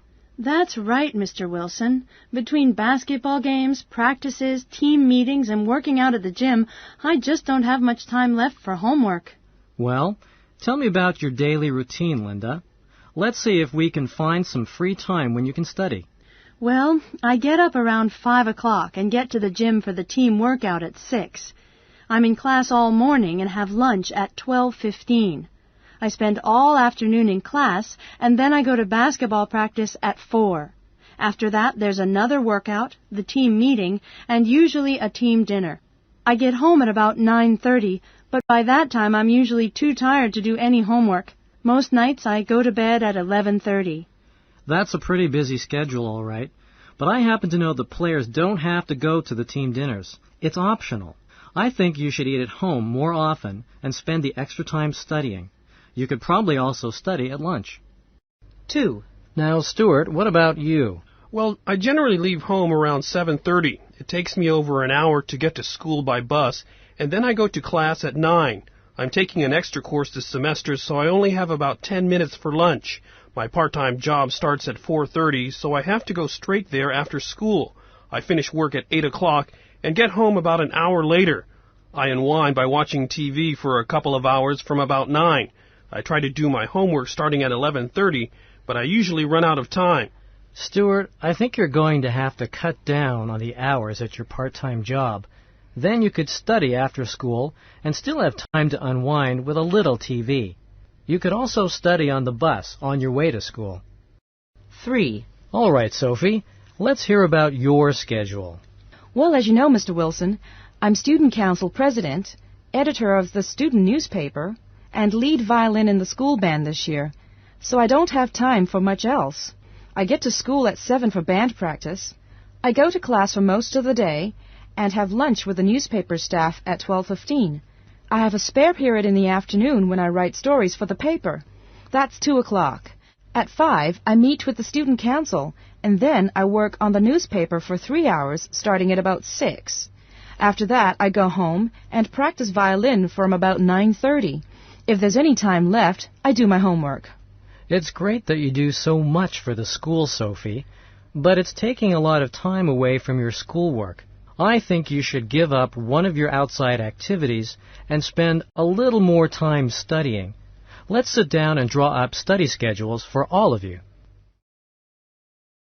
Task 6. Listen and circle the answers that are right for you. 1. I get up at around 6:30. 2. I usually have breakfast at about 7 o'clock. 3. I go to school before 8 o'clock. 4. I have lunch around 12:30. 5. I get home around 5. 6. I never go to bed before 11 o'clock. Talking about your daily routine. Sample dialogue. What time do you get up in the morning? I get up at about 7 o'clock. Then I take a shower. Do you have breakfast? Yes, I eat and read the paper and then leave home at about 8:15. Maybe you could get up earlier and study English from 7 to 7:30. I like to sleep a little later than that, but I guess I could study. Useful expressions. When do you usually have lunch? Usually at noon, but sometimes a bit later. What do you do after school? I watch TV from 7 o'clock to 8:30 and then do my homework. Do you have any extra time in the morning? Could you study for an hour at lunch? In focus. A day in the life. Hollywood stars are known for spending long days on the set while making movies. Tom Cruise once said a typical day for him begins at 4:30 a.m. and lasts as long as 18 to 20 hours. Famous musicians and celebrities in other fields have made similar statements. Who are some of the most famous people in your country? What kinds of activities do you think make up their daily routines? Our Prime Minister must have a really busy schedule. He probably has to get up really early in the morning each day. I think most actors in Hollywood probably have an easy working day, and they get paid a lot of money, too. Anna Kournikova must have a tough daily schedule. She has to practice tennis and also do lots of interviews with the media. Unit 12. I'll have soup and a sandwich. Task 2. Listen. Which of the food items is each person talking about? Check the correct item. Then listen again and check your answers. 1, How would you like that done? 2, Does that come with French fries? 3, What kind of dressing would you like? 4. Would you like cream and sugar? Task 3. Listen. Which people are making restaurant reservations? Circle yes or no. Then listen again. Which people succeeded in making reservations? Circle yes, no, or unknown. 1, Harborview Cafe, how may I help you? Yes, hi. I'd like a table for 6 tomorrow night, please. Oh, I'm sorry. We don't take reservations on Saturday night. Oh, okay. 2, Of course, and we accept reservations. We open at 11. If you wish to make a reservation, please leave your name and number after the beep. I'd like to make a reservation for lunch tomorrow, 4 people at 1 o'clock. My name is Andrews and my phone number is 839-4953. Thank you. 3,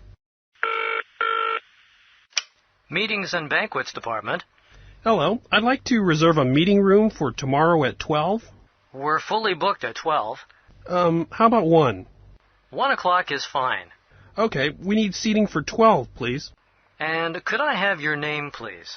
Chen, C-H-E-N. I'm in room 403. And how would you like to pay for that, Mr. Chen? Oh, I guess I'll use my credit card, American Express. 4, Grand Theater, how may I help you? I'd like to make a reservation, please. 3 people for tomorrow night. Oh, I'm sorry, but we're all sold out for tomorrow night's show. Oh, thank you. Please call again if you'd like to book for another night. 5, Barney's Seafood, may I help you? I'd like to make a reservation for Saturday night, please. Sure. How many people? 8? And at what time? Oh, say around 7? Okay. And your name is? Lee. And it's a birthday party, so can I order a cake? You do have birthday cakes, don't you? Sure. What would you like written on it? Well, let's see. Task 4. Listen and check if would or will is reduced. Then listen again and practice. 1, Would you like to see the menu? 2, Yes, I'd like a menu. 3, I would like a hamburger. 4, What do you have to drink? 5, Will that be all? 6. I'll have the sirloin. Task 5. Listen. Are these people making reservations or ordering food? Circle R for reservation or O for ordering food. Then listen again and check your answers.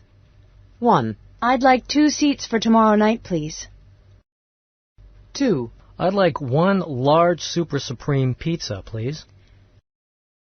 3, Could I arrange to sit by the window? 4, Can I book a table for 6 on Friday night? Task 6. Listen. How many people are ordering? Circle the number. Then listen again and check the orders. Hi, I'm Tina. I'll be your waitress this evening. Are you all set to order? Yes, I'll have a hamburger and a salad. How would you like your hamburger? Medium rare. Anything to drink? Water? Okay. And how about you? Let's see. I guess I'll have the salad. 1 salad. Uh-huh. And to drink? Coffee, please. Okay. And I'll have a steak. And how would you like that? Medium. Anything else? Yes, I'd like an order of fries. Okay. And to drink? I'll have a cola, please. Okay, coming right up. Task 7. Listen and circle the best response. Then listen again and check your answers. 1, What would you like to order? 2, Does that come with ice cream? 3, Could I have a table for 2 at 6:30? 4, Could I have 2 coffees, please? 5, Did you say cola? 6. What time would you like? Ordering food and taking orders. Sample dialogue. Are you ready to order? Yes, I'll have the roast beef and the garden salad, please. What kind of dressing would you like? Thousand Island, please. Anything to drink? I'll have an iced tea. Okay, coming right up. Useful expressions. What would you like to order? How would you like that done? I'd like it medium rare, please. Did you say cola? Do you want milk and sugar with that? Would you like chocolate or red cherry? Would you like anything else? In focus. Mind your manners. Most people learn proper table manners at an early age, but rules of etiquette in one country don't always apply to another. What are some of the customs associated with eating in your country? What sorts of mealtime behavior are unacceptable? In Japan, it's okay to make slurping sounds while eating noodles.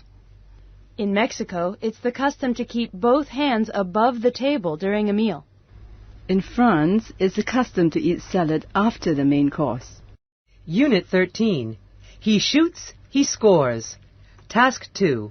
Listen and circle the picture for each sport you hear. Then listen again and check your answers. German Grand Prix, and that's the up-to-the-minute news.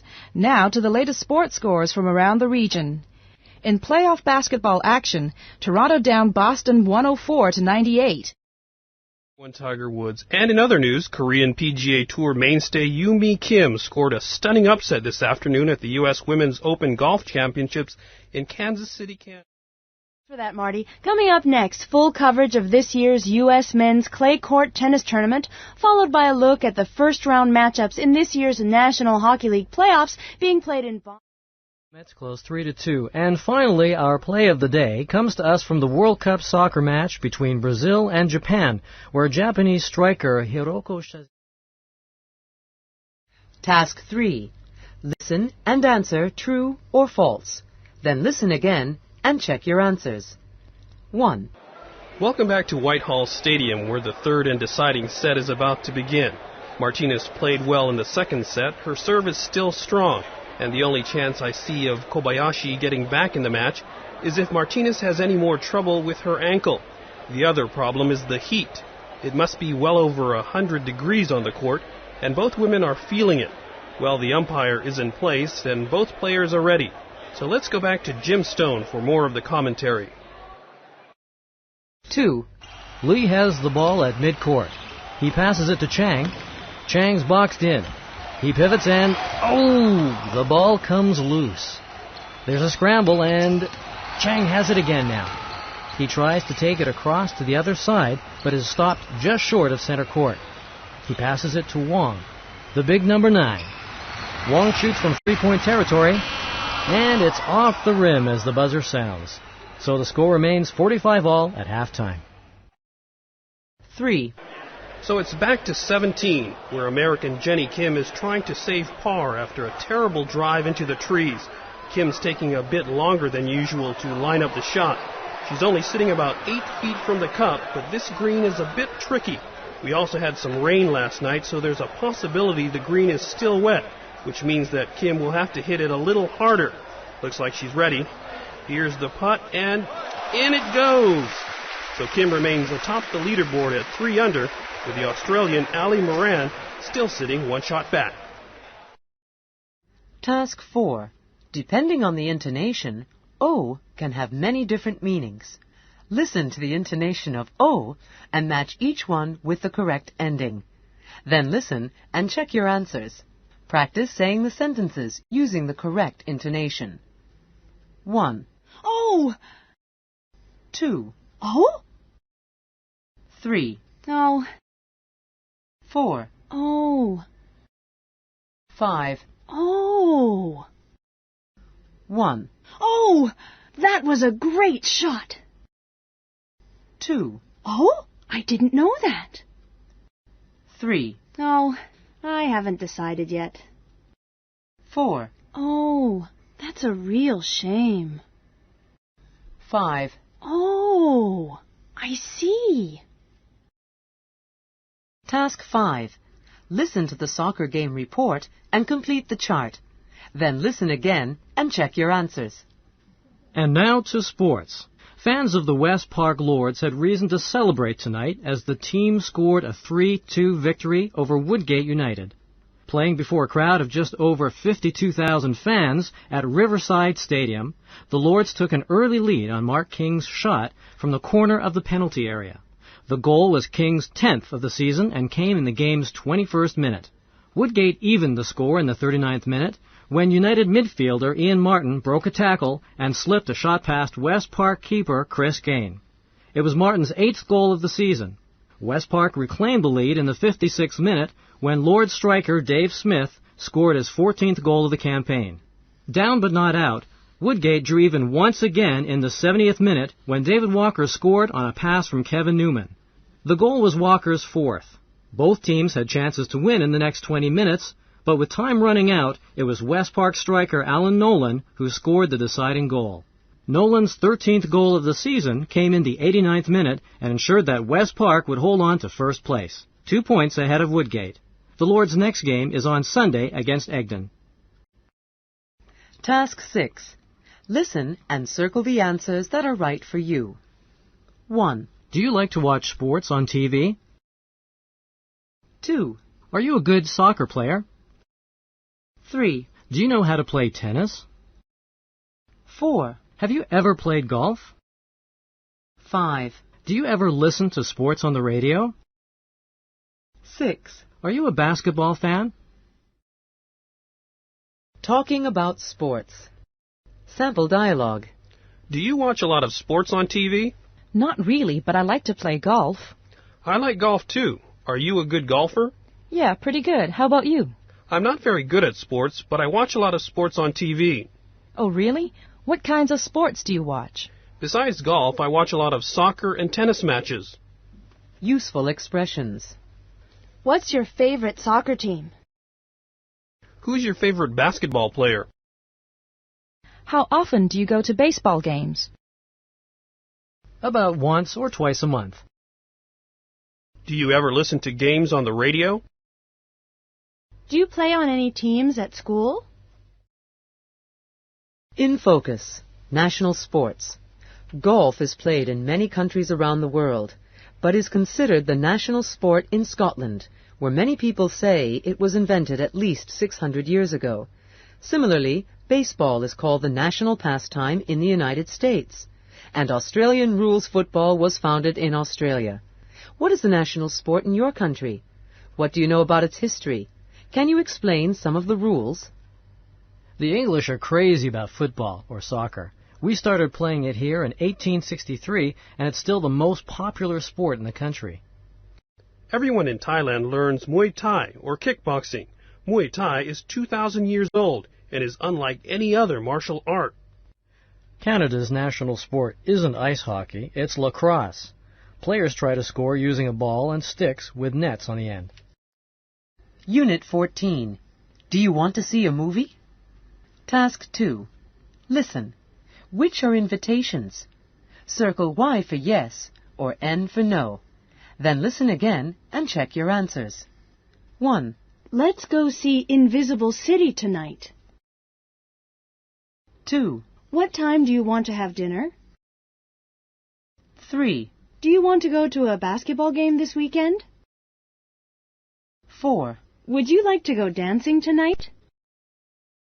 5. Have you ever been to a dance party at the King Club? 6. How would you like to go to the Wagner Art Gallery? Task 3. Listen to the announcement. How many different events do you hear? Circle the number. Then listen again and fill in the missing information. What's on around town is brought to you by Blue Line Cabs. Now showing at the City Theater is Invisible City, starring Toby Wright. Evening shows are at 7 and 9:30. At the Grand Theater, you can see the record-breaking Broadway play, The King's Revenge. Nightly performances are at 7:30. In basketball action, the Liberty City Knights play the Gotham Towers this evening at Metro Gardens. The game gets underway at 7. Tonight at 8, the Civic Center hosts a free concert by the City Symphony Orchestra. The Wagner Art Gallery is holding an exhibition called The Gold Rush, a series of paintings done during the gold mining boom of the 1880s. The grand opening is tonight at 9. Finally, the King Club is hosting a video dance party tonight at 10. Don't miss it. Task 4. Listen. Do the questions have rising or falling intonation? Circle the correct answer. Then listen again and practice. 1. What's on tonight? 2. Do you like movies? 3. Do you like dancing? 4. Would you like to have dinner? 5. Where should we go tonight? 6. Did you see that movie? Task 5. Listen to the conversations. What types of entertainment are the people talking about? Number the sections of the entertainment guide 1 through 5. Then listen again. For each conversation, circle the event the people plan to attend. 1. Hello? Hello, Jessica. Rob here. Oh, hi, Rob. What's up? Well, I was just calling to find out what you're doing this weekend. No plans, really. I was hoping to go to the Glory Hounds concert, but I couldn't get tickets. Well then, your prayers are answered. I've got a pair of tickets for this Saturday show. Do you want to go? You bet I do. That's fantastic, Rob. I'm dying to see that show. 2. Hey, Marcy. Have you heard about that new play at the Grove Theater? Siam Sunset? Yeah, I saw it about 2 weeks ago. Why? Oh, I was going to ask you to see it with me. Sorry about that. We could always see Social Climbers at the Shakespeare. Yeah, that sounds okay. What time does it start? 8 o'clock, I think. 3. Aki, you remember Oliver Smith, right? You mean the guy you work with at the art store? Yeah, that's him. He's giving an exhibition tonight at the Ford Street Gallery. Are you interested in going? I'd like to, but I really want to go to the LaSalle Museum opening tonight. Oh, come on. That Sandscape exhibition runs for 2 months. I guess you're right. Okay. See you at the Ford at, say, 9:30? See you then. 4. Hello? Hello, Gina? Gloria, hi. I was just about to call you. Paul and I are going to Club 64 tonight. We were wondering if you and Bob might like to join us. Bob doesn't like Club 64 very much. What about Sliders? Their weekend dance party is tonight. Well, Paul really wants to go to Club 64. They're having some kind of costume party. He's going as David Bowie. Oh, is that glam rock party tonight? Yeah, I think I could talk Bob into that. What time does it start? Midnight. But we should probably be there by 11:30. Right. Bob and I will stop by your house around 11. 5. Tim, did you get a look at the paper yet? Yeah, but I still can't decide which movie to see. What? I thought you wanted to see that horror double feature at the Bayside. I did, but I called the theater and there aren't any tickets left. How about seeing Quarantine at the Bijou? Not another summer blockbuster. There's got to be something else on. Let's see The Devil's Playground. I think it's still on at the Capitol. I'd rather see Quarantine. Why don't you give it a try? All right, but it better be good. Task 6. Listen and circle the answers that are right for you. 1. Come on, let's see the Devil's Playground. 2. Would you like to see the Sandscape exhibition? 3. I have 2 tickets for the Glory Hounds concert. 4. How about going to Bob's Country Bunker tonight? 5. 2 Bits opens tonight. Want to go? Making and responding to invitations. Sample dialogue. Would you like to see the Soul Sisters on Saturday? I'd like to, but I'm going to see 2 Bits at the National Theater. Oh, that's too bad. Well, how about going on Sunday? Well, I'd rather see the exhibition at the Faber Gallery. That sounds good. What's the exhibition called? Full Eclipse. Paintings by Wolfgang Schmidt. All right, I'll see you at the gallery around 8. Useful expressions. I have 2 tickets for the Glory Hounds concert. Want to go? I'd love to. What time does it start? Let's go to the Ford Street Gallery tonight. No, thanks. I'm not really interested. What are you doing on Tuesday night? Do you want to see a movie? Sorry, I can't make it that night. How about Thursday? In focus. Dating customs. For generations in North America, it was considered inappropriate for women to invite men on dates. This custom began to change in the 1940s and 50s. Inspired by a popular comic strip character, many high schools and colleges inaugurated Sadie Hawkins dances, occasions when a woman was expected to attend with the man of her choice. What are some of the past and present customs associated with dating in your country? In Japan, it's unusual for someone's parents to meet the person he or she is dating until they decide to get married. It was once a custom in the United States for adult chaperones to accompany young couples on dates. Young people in Spain often meet dates through pandilla, clubs or groups of friends with the same interests. Unit 15. What's the weather like? Task 2. Listen. Is the report about news or weather? Check the correct column. Then listen again. Write the key words that helped you decide. 1. For Tokyo. And in Seoul, it will be cloudy with a high of 25. 2. And in Bangkok, the Prime Minister said that the Asian Games would be held this year instead of... 3. A chance of rain. There will be late rainstorms in Taipei with thunder reaching high levels above the... 4. In news just in, authorities in Osaka say that the fire in a downtown shopping mall has been contained. 5. Not forgetting that Kuala Lumpur will continue hot and humid with a high of 35 degrees in the... 6. Spokesman said the president would postpone his upcoming trip to Jakarta based on recent... Task 3. Listen and circle the picture that matches each conversation. Then listen again and check your answers. 1. Ken, I heard you went to a baseball game during your trip to Chicago. Yeah, my son and I saw the Cubs game last Saturday. They beat L.A. 5-3. Didn't it rain really hard on Saturday? I thought they canceled that game. Nope. Maybe you're thinking of Sunday. That game was called because of rain.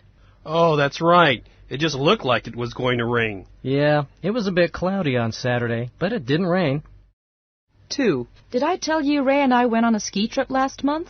No. Did you go up to Ravenwood? Yeah, we spent the night in the hotel there. We had a really good time. Was there a lot of snow? Actually, there wasn't any snow. The weather was so warm that there was no snowfall. And then to make things worse, the snowmaking machine broke down. But you still had a good time? Yeah, we spent the whole day playing board games. 3. Hey, Paulette, how was the sailing holiday last weekend? Really good, thanks. Although it wasn't sunny like I had hoped. Oh, no. It didn't rain, did it? No, but it was pretty cloudy, so I didn't get much of a tan. Look on the bright side. You didn't get a sunburn either. That's true, unless you count windburn. Windy, was it? Yeah, it was. Perfect for sailing. Task 4. Listen. Which is more important, the weather or the time? Circle W for weather or T for time. Then listen again and check your answers. Example. It will be warm tomorrow. It will be warm tomorrow. 1. It will be cold tonight. 2. Rain is forecast for tomorrow. 3. It will be hot on the weekend. 4. Tonight will be rainy. 5. This afternoon it'll be cloudy. 6. Expect some snow overnight. Task 5. Listen to the weather forecasts and write the temperature for each city. Then listen again. Where might you need these things? Write the name of a city under each item. Now to weather across the Asian region. Beijing will be cool with late showers and a high of 15. Seoul will be cloudy and unseasonably cold at 4 degrees, while Busan will see rain and a high temperature of 8 degrees. Tokyo will have rain and a high of 11, and Osaka will be cloudy and 10 degrees. Shanghai is expected to enjoy clear skies all day. It will be breezy and warm with a high of 21. Further south in Taipei, the temperature will stay around 16 degrees, but there won't be much sun. Look for it to be partly cloudy all day. Hong Kong will stay cloudy all day long with temperatures reaching 17 degrees. In Manila, it will be warm and sunny with a high of 27. And that's a look at the regional weather at this hour. Task 6. Listen and circle the answers that are right for you. 1. Do you like rainy weather? 2. Is it sunny right now? 3. Was it cold yesterday? 4. Are you warm enough right now? 5. Do you watch the weather reports on TV? 6. Did you bring an umbrella to class today? Talking about the weather. Sample dialogue. Hello, Allison. It's Jeff. I'm calling from Boracay. Jeff, hi. How's your vacation going? Great. The Philippines is beautiful. How's the weather? I'll bet it's really nice. Yeah, sunny and very hot. I think it's about 33 degrees. Wow, that is hot. What did you do today? We went surfing this morning and scuba diving after lunch. Useful expressions. It's cold and snowy. What's the temperature? I think it's about 10 below.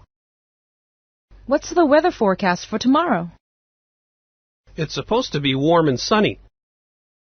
It's great weather for skiing. The weather is ideal for sunbathing. In focus. Winter of our discontent. Once known simply as the winter blues, seasonal affective disorder, SAD, is now recognized by doctors as a type of depression. The shortage of daylight during the winter months is believed to cause a chemical imbalance in the brain. Symptoms of the illness, which include sleep problems, headaches, anxiety, and mood changes, are often treated with light therapy. In what ways does the weather affect your mood? Hot weather makes me feel really tired. I just don't want to do anything. I am always really happy when it rains. I never feel depressed at all. I love when it snows. It makes me feel happy and romantic. Review. Units 11 through 15. Task 1. Listen to the conversations and number the posters 1 through 4. Does the person accept or decline the invitation? Listen again and circle accept or decline. 1. Hello? Hello, Vivian. Hi, Greg. How are things? Everything's fine.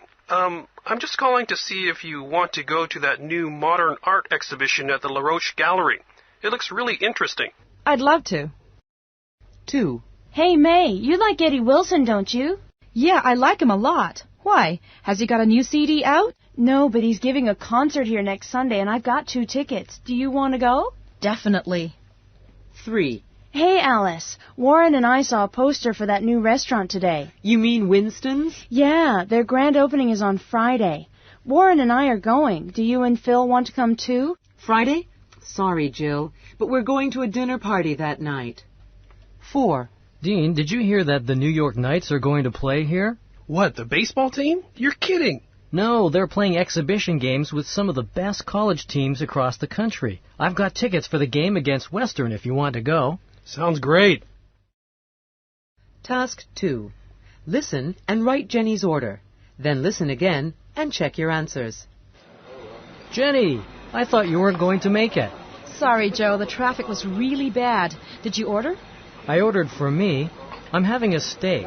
I was just about to order the fish for you. Oh, really? I don't think I'll have the fish. Let me check the menu. Evening, ma'am. Welcome to Surf and Turf. Are you ready to order? Well, yes, I think so. I'll have the chef's salad to start.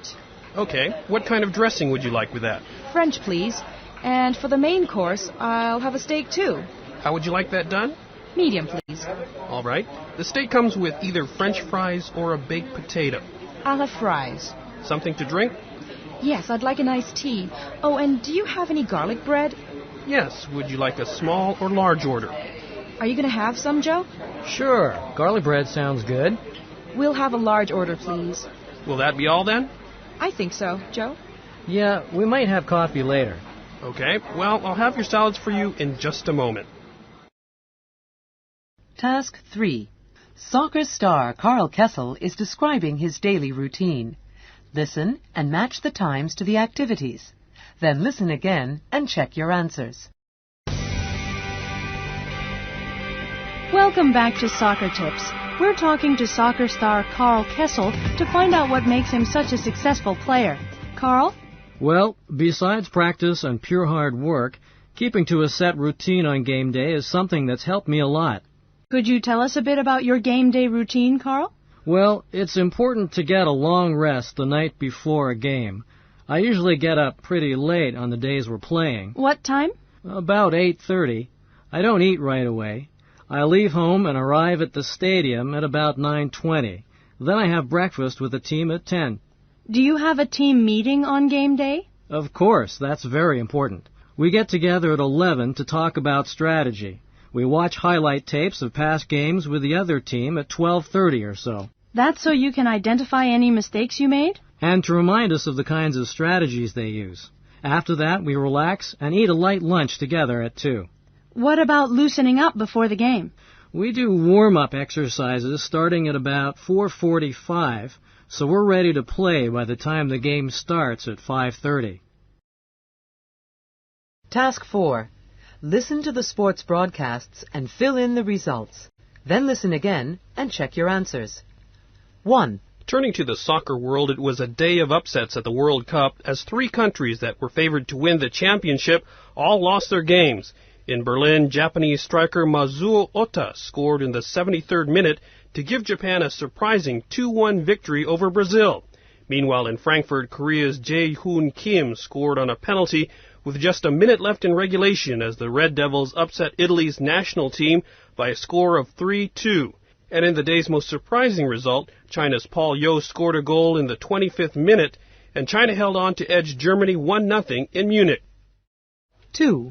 Now to golf, where the opening round of the Jimmy Walker Classic in Phuket, Thailand, saw Korea's K.S. Kim shoot an 8-under par 64 for a 1-stroke lead over Australia's Peter Miller and Japan's Jiro Ito. Both Miller and Ito shot 65. Also high on the leaderboard after the first day of play was Filipino golfer Fred Luciano, who shot a 67, and Taiwan's John Lee, who recorded a 70. Further back in the field was last year's champion, Steve Smith, at even par 72, and PGA money leader Scott Black at 1 over par 73.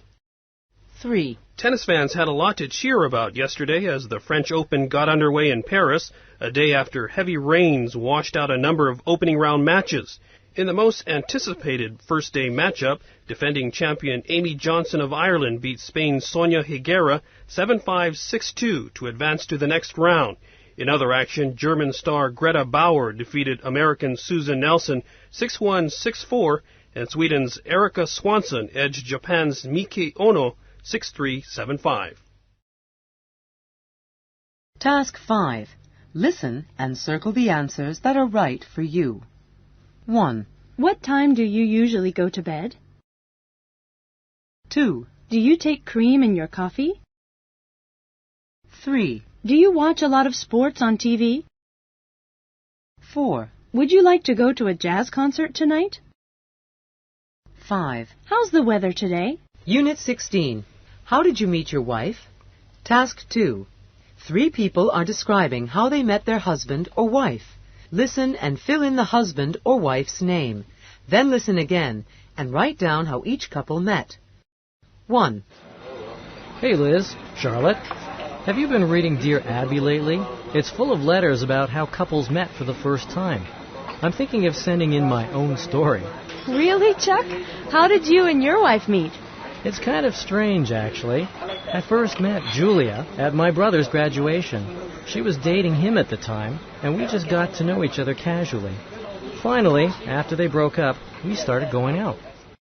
2. How did you and your husband meet, Liz?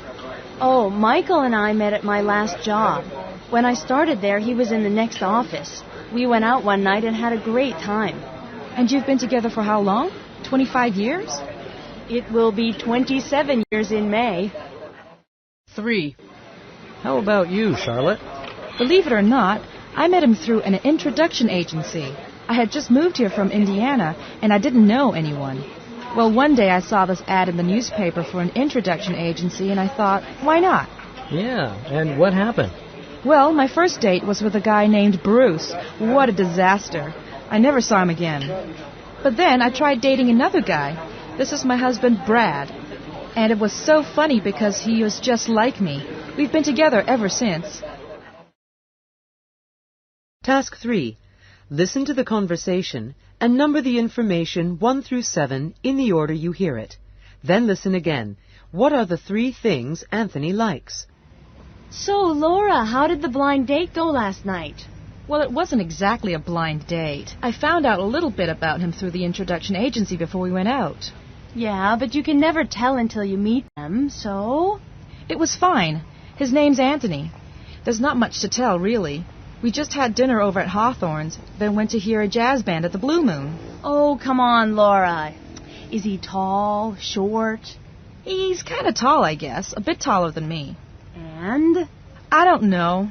Short black hair. Generally speaking, he's a good-looking guy. Oh, and he's got blue eyes. What does he do? He's a classical musician.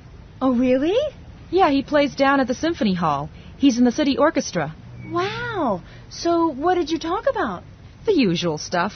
Like I said, he really likes music, so we spent a lot of time talking about our favorite bands.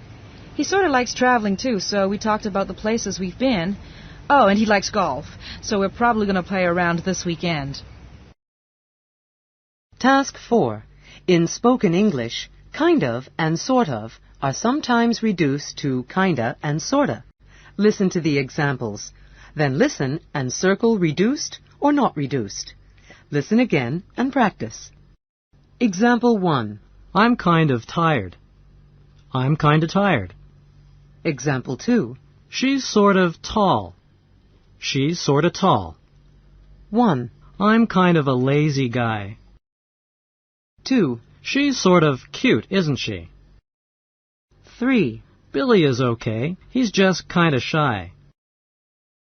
4. Her hair is sort of reddish-brown. 5. Isn't Jin-Soo kind of young for you? 6. He's sort of an unfriendly person. Task 5. Listen to the people describe themselves on an introduction agency tape. Check the information that is true for each person. Then listen again and label each picture with the correct name. Who would make the best partners? Hello, my name is Ellen. I'm 22 years old. I have short, dark hair and brown eyes. I'm not very tall. Well, actually, I'm kind of short. I'm a university student, and I'm studying medicine, and I'd like to be a doctor. Let's see. In my spare time, I like to play sports and listen to music, and I'd like to meet someone who shares the same interests. Thank you. My name is John. I'm 28 years old. I'm average height, with reddish-brown hair and blue eyes. Oh, and I wear glasses. Let's see. I work as a computer programmer. On weekends, I like going out and having a good time. I also like to watch sports on TV and go to a football game once in a while. To be honest, I'm not that great at talking, but I'm a pretty good listener. My name is Shelley. I'm 26, and I'm average height with blonde hair and blue eyes. I have my own business. I work at home, which is nice. In my spare time, I like to cook, to listen to music, and to watch movies. Oh, and I like visiting other countries. I want to meet someone who enjoys reading and talking, and he must be a good listener. My name is Henry. I'm 26 years old, and I'm tall with very short brown hair and brown eyes. I'm a mathematics teacher. I like all kinds of sports. I play tennis and I swim. I want to meet someone who also enjoys tennis and who likes the outdoors. Hello, my name is Paul. I guess I'm kind of short. I have long dark hair and brown eyes. My home is in Madison Heights, but I work in the city. I like pop music, fast cars, and going to parties. Oh, and I also love traveling. I'd like to meet someone who shares these interests, who laughs a lot, and who likes to have fun. Hi, I'm Ida. I'm 23, and I work at a school here in town. Let's see, I'm average height, and I've got long brown hair and brown eyes. I'm not an especially outgoing person. I prefer to stay home and talk or rent a video. I love music, so the person I meet should probably like it too. Task 6. Listen and circle the answers that are right for you. 1. Are you tall? 2. Do you often go to parties? 3. What color are your eyes? 4. Do you like sports? 5. Do you like going out and having a good time? Describing yourself. Sample dialogue. Could you tell me a little bit about yourself? Well, I'm 31. I'm kind of tall. I have brown hair and green eyes. And how would you describe your personality? I guess I'm kind of an outgoing guy. Okay. What kind of person would you like to meet? I'm looking for someone who's also tall, who likes to talk and have fun. I just need to find out a few more things. Useful expressions. Could you describe your appearance for me? I'm about average height and I have blonde hair. I'd like to meet someone who shares my interests. What sorts of things do you do in your spare time? Does your partner have to be the same age as you? I want to meet someone with a good sense of humor. In focus. Love at first sight.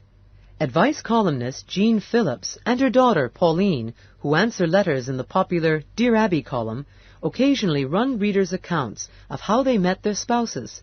According to the letters, people have met future partners in places ranging from train cars to World War II bomb shelters. Do you have a story about how you met your partner or a close friend? Do you know any couples or friends who met under unusual circumstances? I met my best friend on the subway. We got off at the same stop and have hardly been apart since. My girlfriend and I grew up together. I guess we'll probably get married someday. My best friend met her husband on a TV show called Blind Date. Unit 17. Why don't we buy a new car? Task 2. Listen. Is the person making a suggestion, accepting a suggestion, or rejecting a suggestion? Circle suggest, accept, or reject. Then listen again and check your answers. 1. How about a game of tennis? 2. I'd rather not. I'm too tired. 3. Why don't we visit your brother? 4. Sounds good. We can go on Sunday. 5. Let's drive to the beach this weekend. 6. I can't afford it. Task 3. Listen to the conversations and check true or false. Then listen again. Circle the names of the people who are having dinner together on Saturday. 1. Bad news, Damon. The washer is broken again. But we just had it repaired a week ago. Damon, our washer is over 20 years old. No wonder it doesn't work. Well, should I try to fix it? How about just buying a new washer? All right. We can look for one on Saturday. 2. Hello? Hi, Hiroko. Are we still getting together on Saturday? Oh, Sherry, hi. Let me see. Damon and I are going shopping for a new washer on Saturday afternoon, but let's have dinner together that night. Sounds good. You can come over to our house. I'll tell Jack. We'll be there. 3. Jack, I just spoke to Hiroko. She and Damon are coming here for dinner on Saturday night. Saturday night? Yeah, that's fine with me. Say, why don't we go golfing on Saturday morning? We haven't played for a couple of months. I'd rather not, Jack. My shoulder still hurts from that tennis match on Tuesday. All right, another time then. 4. Hello? Hello, Sherry.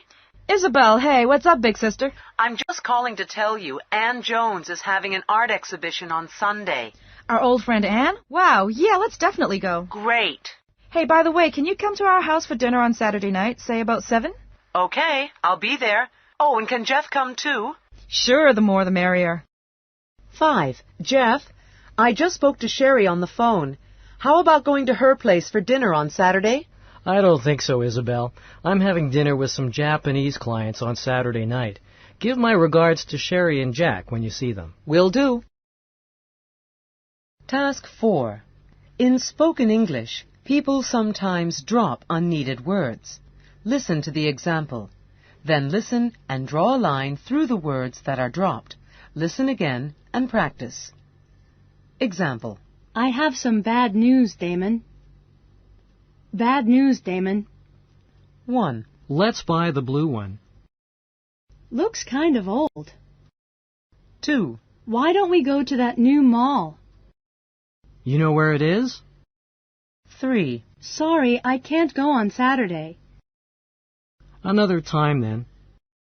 4. Hi, honey, I'm back. You home already? 5. We're going to the beach. Mind if I come? 6. You made it! Sorry I'm late. Task 5. Paul and Demi are deciding on a movie to rent. Listen and circle the objections you hear. Then listen again and check your answers. Which movie do they decide to rent? Have you found a video yet, Paul? You'd better hurry up or we won't have time to watch it. Right now it's between these two. Let me see those. Spy Game and Fight Club? Does it have to be a Brad Pitt movie? You said I could choose, Emmy, and I want to see something with Brad Pitt. I don't mind Brad Pitt. I'm just not crazy about your choices. Fight Club looks a bit too violent for me. What about Spy Game? No way. That's an action movie, isn't it? You know I don't like action. Wait a minute. Here's a Brad Pitt movie I haven't seen. Meet Joe Black. I'm not so sure about that one, Emmy. I've heard it's really long. Here's one. How about watching 12 Monkeys? I prefer something a bit more romantic. Let's see. What about The Mexican with Julia Roberts? There's got to be some romance in that. Sorry, I saw it about a week ago with my friend Dina. Too bad. Well, if it has to be romantic, I guess we'd better rent Meet Joe Black. I thought you said it was too long. Yeah, well, if it's too long, we can just watch half of it tonight and the rest tomorrow. Sounds good to me. Task 6. Listen to Tom and Sally planning their vacation. How many suggestions does Sally make? Circle the number. Then listen again and fill in the blanks. So, Sally, we should probably start thinking about our winter vacation plans. Yeah, I think we should fly down to Florida for a couple of weeks. I'd really prefer not to. Those holiday travel packages cost way too much. Well, how about postponing our vacation until spring? I don't think that's such a good idea. I'm always too busy with work at that time of year. I guess you're right. Oh, I know. Let's go skiing up at Sky Valley Resort for a week or so. I'd rather not. We went skiing last year, remember? And we had a really good time. Do you have any suggestions? I never have any good ideas. Okay, here's something different. How about going to the New Year's Eve party in New York City? We've always wanted to do that. You've always wanted to. I don't really like big parties. You're driving me crazy, Tom. All right, let's just stay home for 2 weeks. No way. That sounds too boring. Can't you think of anything else? Task 7. Imagine that a friend is making suggestions. Listen and circle the answers that are right for you. 1. I think we should only speak English in class. 2. How about having a class party? 3. Why don't we go to a movie tonight? 4. Let's practice English together this weekend. 5. How about taking a trip to Australia? Making, accepting, and rejecting suggestions. Sample dialogue. Hey, why don't we go to a soccer game on Sunday? I'd rather not. I'm not really interested in soccer. Well, how about going shopping instead? That sounds good. And let's have lunch at that new Italian place. I'd prefer somewhere else. I had Italian food last night. Okay. Then how about trying the Vietnamese restaurant on Stanley Street? All right. I've never had Vietnamese food. Useful expressions. Do you have any suggestions? I think we should do something different. How do you feel about that? I'm not so sure about that. Can I make a suggestion? Sure, go ahead. That's a great idea. No, I'd rather not. In focus. Any suggestions? It may not be a high-tech device, but the suggestion box has probably done more to boost corporate efficiency over the years than even the most powerful computer. Suggestion boxes allow workers to recommend ways of making their jobs easier and offer employers the chance to save money, or make even more. What suggestions do you have to make your English class, your school, or company, your city, or your country run more efficiently? To make the country more efficient, let's reduce the number of politicians. Let's improve the transit system by having more trains and buses. How about if everyone tries to arrive on time for English class? Unit 18. She's kind of shy. Task 2. Listen and match the people to the words that describe them. Then listen again and check your answers. 1. So what's your new teacher like? Jeffrey, isn't it? Yeah, that's his name. He's all right. The only problem is he never stops talking. We never get a chance to say anything in class. 2. Here's a photo of my new girlfriend, Ray. Pretty. What's she like? Oh, she's great. She just loves to have fun. 3. Why don't you want to go to the party, Gloria? I just don't, that's all. I want to stay home. You're driving me crazy. Could you try to be a bit more flexible? 4. Did you study for the test, Keith? What test? I thought it was next week. No, it's today. Do you even have your textbook? I guess I forgot it. 5. Have you seen Irene? No, not for a while. She probably went out for a coffee. Again? She never does any work. Just drinks coffee and listens to music all day. 6. Hey, is that your brother over there? Yeah, he likes to sit by himself. Does he ever talk to anyone? No, Phil doesn't say too much. He's a good guy, though. Task 3. 3 people are talking about the Chinese zodiac. Listen to the conversation and complete the chart. Then listen again. What animal was each of the 3 speakers born under? Hi, Ben. Taro. Hey, Wendy.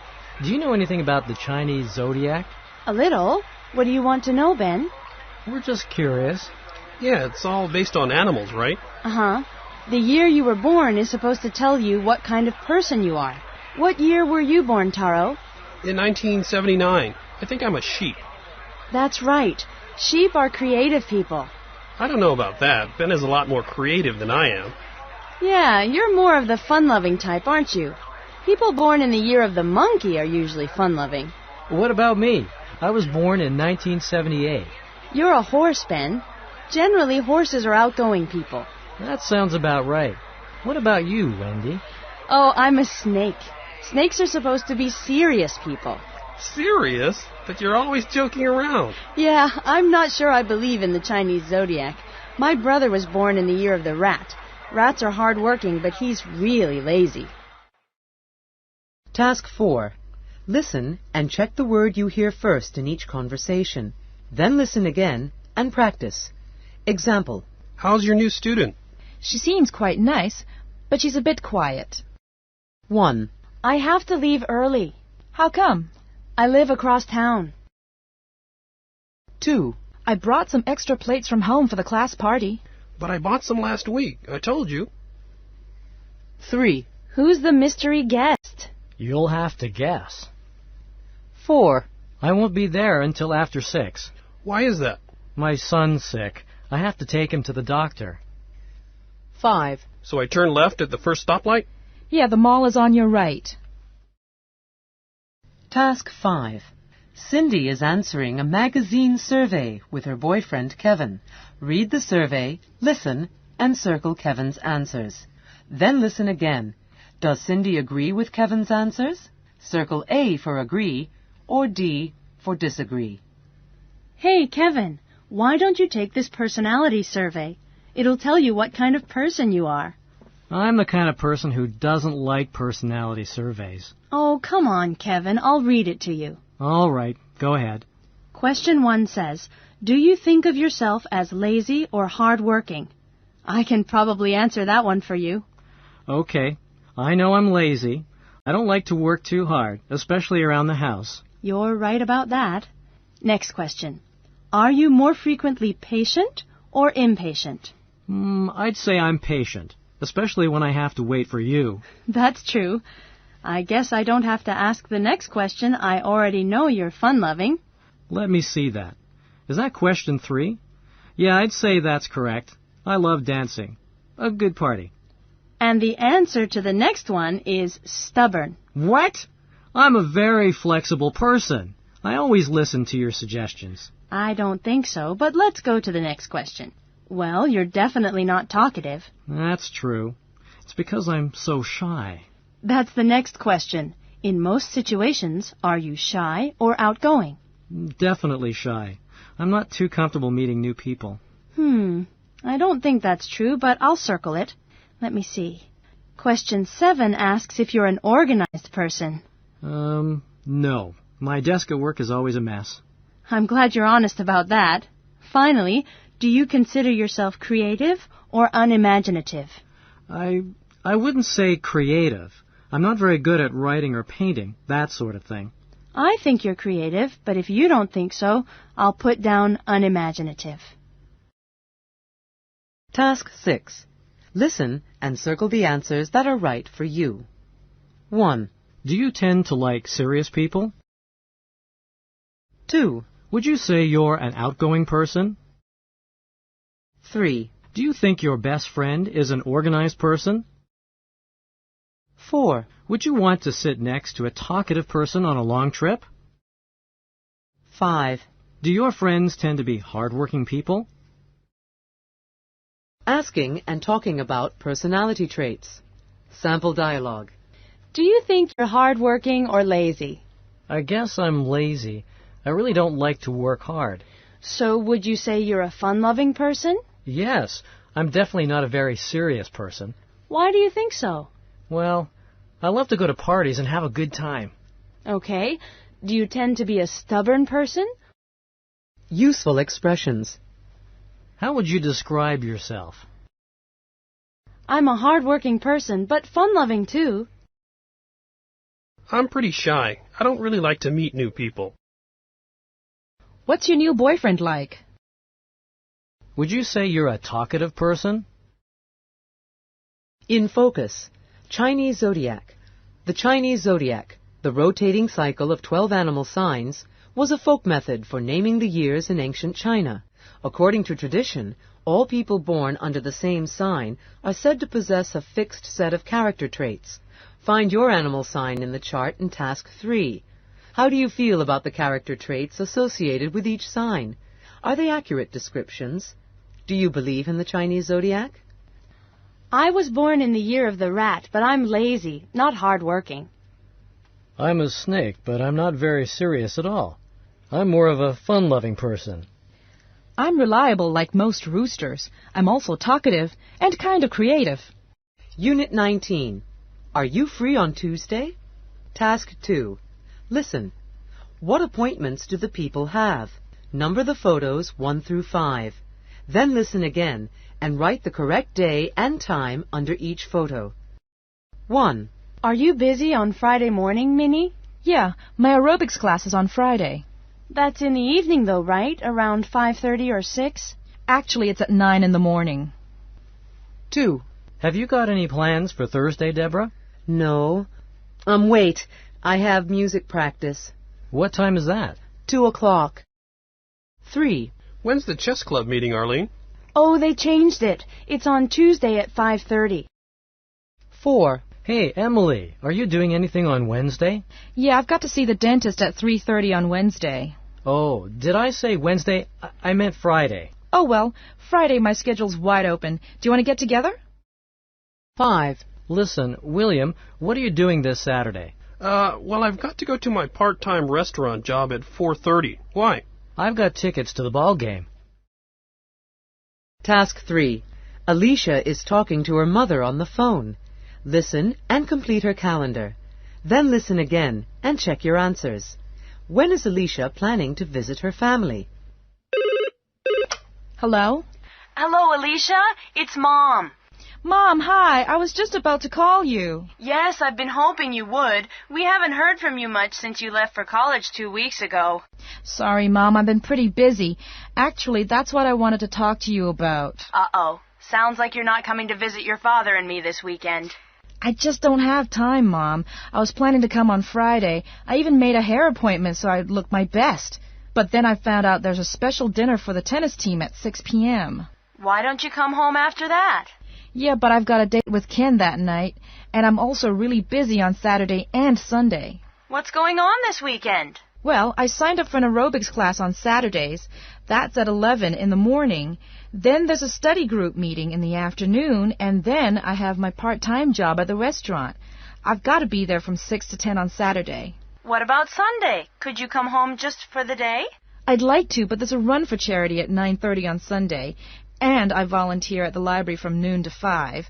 Oh, and then there's the book club meeting on Sunday night. It's at my apartment this week. Wow, you really are busy. Well, I hope you can make it home for your father's birthday. Don't forget that it's coming up in October. October 17th. I know, Mom. I'm coming home on that day for sure. Task 4. Listen to the examples. Notice how the highlighted sounds are pronounced. Then listen and put the words in the correct column. Listen again and practice. Example 1. I saw John the other day. Example 2. I saw John on the deck. 1. I haven't seen Jerry since last May. 2. I'll meet you at the station at 5. 3. This is my friend Todd. 4. Did you get the letter from your brother? 5. It must be about 8 or 9 years since we saw each other. 6. Have you met your new neighbor? 7. I first met him at a party. 8. I'll see you guys at the sports center. 9. I kept it for a couple of months. 10. The mail carrier just called. Task 5. Hans has to change or cancel some of his appointments this week. Listen to the conversations and make changes in his planner. Then listen again and check your answers. Hello? Hello, Hans. It's Carrie. Oh, hi, Carrie. Are we still set for lunch on Monday? Actually, that's what I'm calling about. Something's come up on Monday, and I'm wondering if we can reschedule it for Tuesday. Let me just take a look at my planner. Let's see. On Tuesday, I've got a doctor's appointment at 11, but that won't take long. Yeah, lunch on Tuesday is no problem. Is noon still okay? Yeah, noon is fine. I'll meet you at the student center. Hans. Oh, hi, Joe. Are you working at the restaurant tonight? No, my next shift is on Wednesday. I just wanted to tell you that the staff meeting has been moved to Friday. Really? I better write that down. So the staff meeting is now on Friday at 4:30 instead of Thursday? That's right. I guess I'll see you there. Did you hear about this week's art class, Hans? I didn't hear anything. What's going on?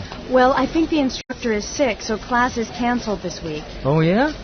When was it supposed to be again? The class, it was supposed to be Wednesday at 4. Hopefully it won't be canceled next week. Morning, Hans. Listen, don't forget about the football team party this weekend. It's going to be a blast. I'll be there, Luke. It's on Saturday, right? Saturday? Man, you got to get your schedule straight. The party's on Sunday. Oh, man. I'm supposed to have dinner with my mom and dad on Sunday night. So come to the party after dinner or eat with your parents some other night. You cannot miss this party, Hans. I'll be there. The party's at 9, isn't it? No, 8. Mark it in your planner, will you? And don't be late. Hello? Hello, Dad. Hans, how are things? How's the football team? Everything's great, Dad. I'm just calling about dinner on Sunday night. Sunday, right. We can go to that new sports bar, Bernie's. Are you still free to go? Actually, I'm not. Would you mind if we went out another night, say Saturday? That's no problem, son. I know you're busy with the team. Let's make it 7 o'clock on Saturday night. Does that sound all right? That's great, Dad. Hello? Hans, Erin here. How are you? Erin, I didn't expect you to call. It's not about playing golf on Friday, is it? Yeah, it is. Sorry to tell you, but I can't go. Oh, man. How come? It turns out I've got to work on Friday morning. I'm free on Thursday, though. Why don't we play then? Yeah, Thursday morning is okay. Same time? Yep, I already called the golf course. I knew you'd say yes. Okay. See you then. Task 6. Listen and circle the answers that are right for you. 1. What time do you usually get home at night? 2. Do you have any plans tonight? 3. What's your schedule like on Monday? 4. Could you make some time for a meeting on Friday morning? 5. What nights are you free to go out this week? Making and changing appointments. Sample dialogue. Hey, are we still doing that charity fun run on Saturday? Yeah. Oh, but there's a change in the time for the basketball team party on Friday. It's now at 8 o'clock. Really? I'd better write that down. Oh, and I forgot to tell you that basketball practice is canceled this week. So there's no practice on Tuesday at 4:30? That's right. Useful expressions. What are we doing on Saturday at 7:30? We're already doing something at that time. We have a study group meeting on Wednesday at 3 o'clock. What time are we playing tennis? Basketball practice starts at 4:30. How about changing the time to 5 o'clock? In focus, better late than never. In North America and many other parts of the world, it is not usually necessary to be on time for casual social gatherings. When invited to a dinner party, for example, people generally arrive casually late, which means about a half hour later than the appointed time. On the other hand, punctuality is considered essential when it comes to formal gatherings like weddings. What's the attitude toward punctuality in your country? Are there any situations in which it is okay to arrive late? What about arriving early? Most people I know think punctuality is important, but being late is not so bad. Being late for a business meeting is unacceptable, but for social events, it's okay. It's perfectly fine to arrive late for an appointment. People actually expect it. Unit 20. How do you like to learn? Task 2. Listen to the lecture on learning styles and complete each sentence. Then listen again and check your answers. Different people have different ways of learning. We call this your learning style, and it's based on your senses. To learn, you need to use your different senses, hearing, seeing, touching, and so on, to bring information to your brain. Now, most people use one of their senses more than the others. For example, some people learn best by listening. They are called auditory learners. And others learn best by reading, drawing, or looking at pictures. They are called visual learners. And some learn best by touching and doing things. They are called tactile kinesthetic learners. Now, scientists don't know why people use one sense more than the others. Maybe the sense they use most just works best for them. Task 3. Listen to people describing their study habits. For each person, decide which type of learner they are. Circle auditory, visual, or tactile kinesthetic. Then listen again. Do any of the people belong in more than one category? 1. I usually talk out loud when I study. 2. I tend to draw pictures instead of taking notes during lectures. 3. I like to do projects that involve using my hands. 4. I would rather listen to a book on tape than read it. 5. I like solving mazes or jigsaw puzzles. 6. I prefer demonstrations to lectures. I'm a hands-on type of guy.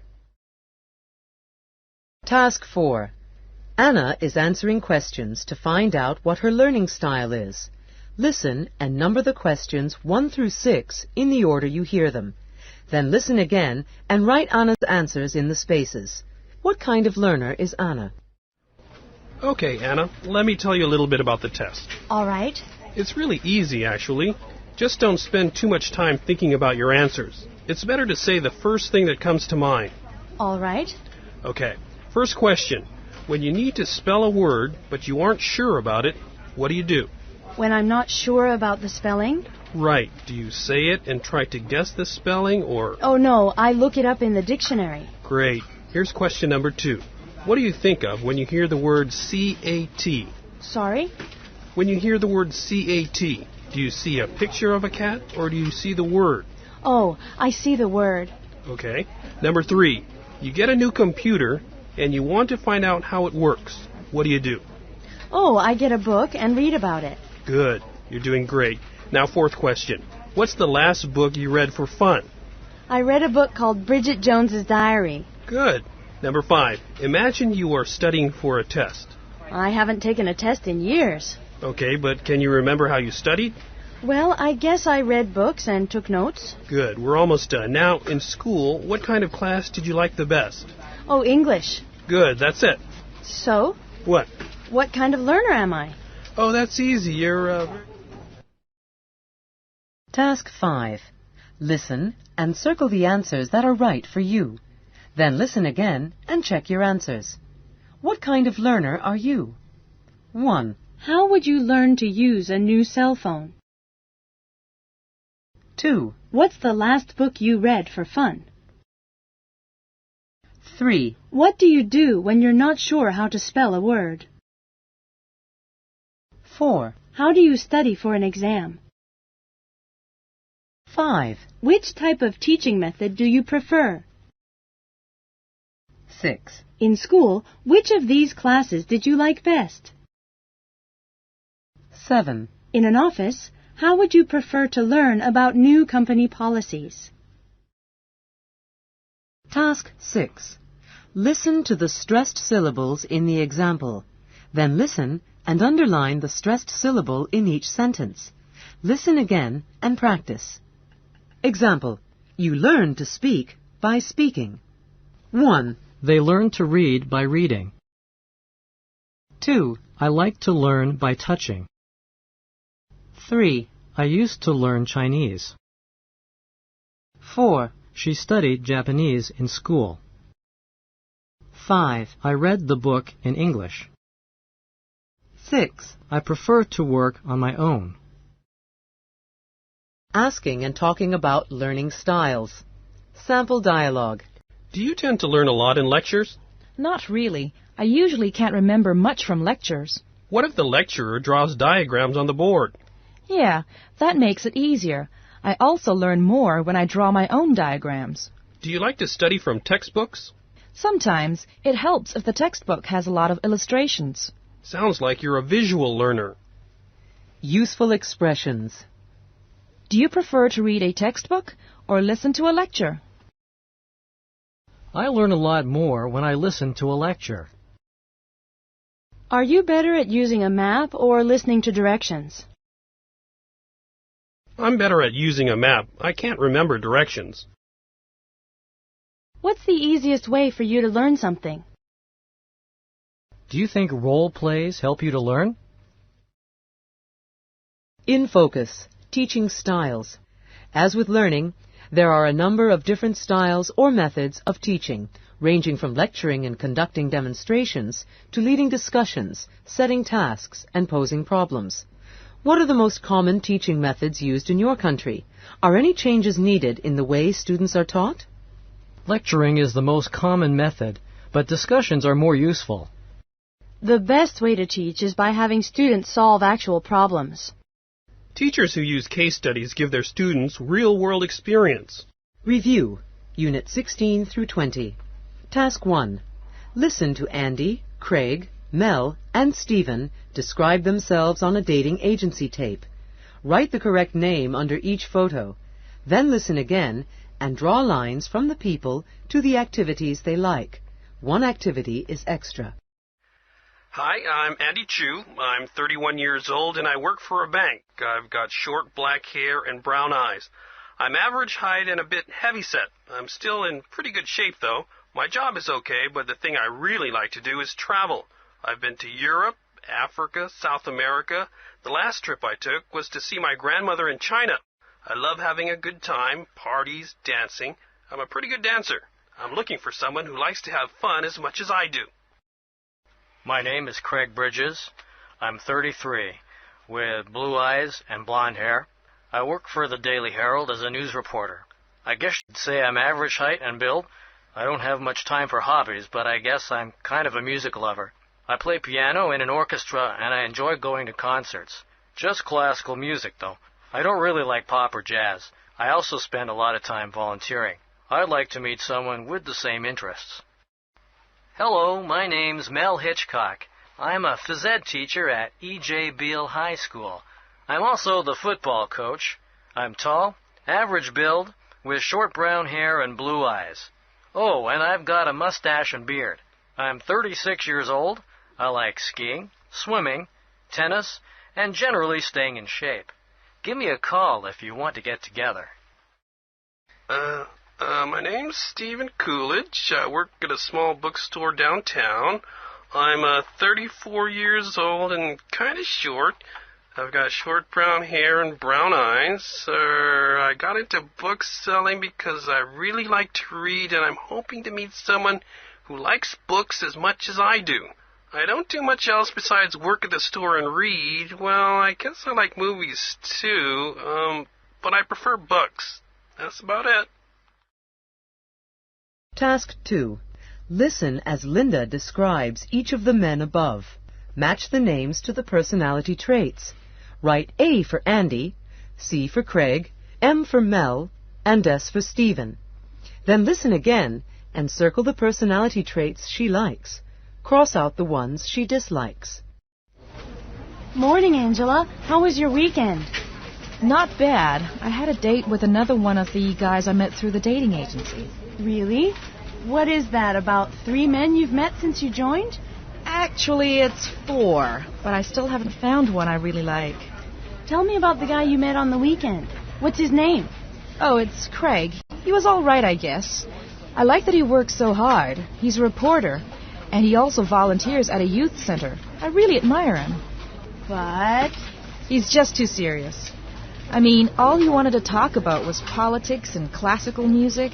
I don't really like people who are too serious. Well, he's got to be better than the other guys you've met. What was the name of the one you went out with last week? Stuart? Stephen. He wasn't that bad. I kind of like shy guys. You told me he was more than just shy. Did he even talk to you? No, he didn't say much. I have to admit I wasn't very happy with that. I think he's more comfortable with books than people.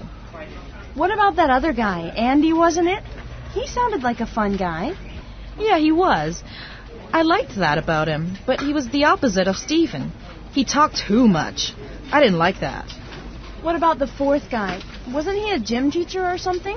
Yeah, Mel's very athletic. I like a guy who wants to go out and do things. Play sports, go hiking. So what was the problem? You went hiking with him, didn't you?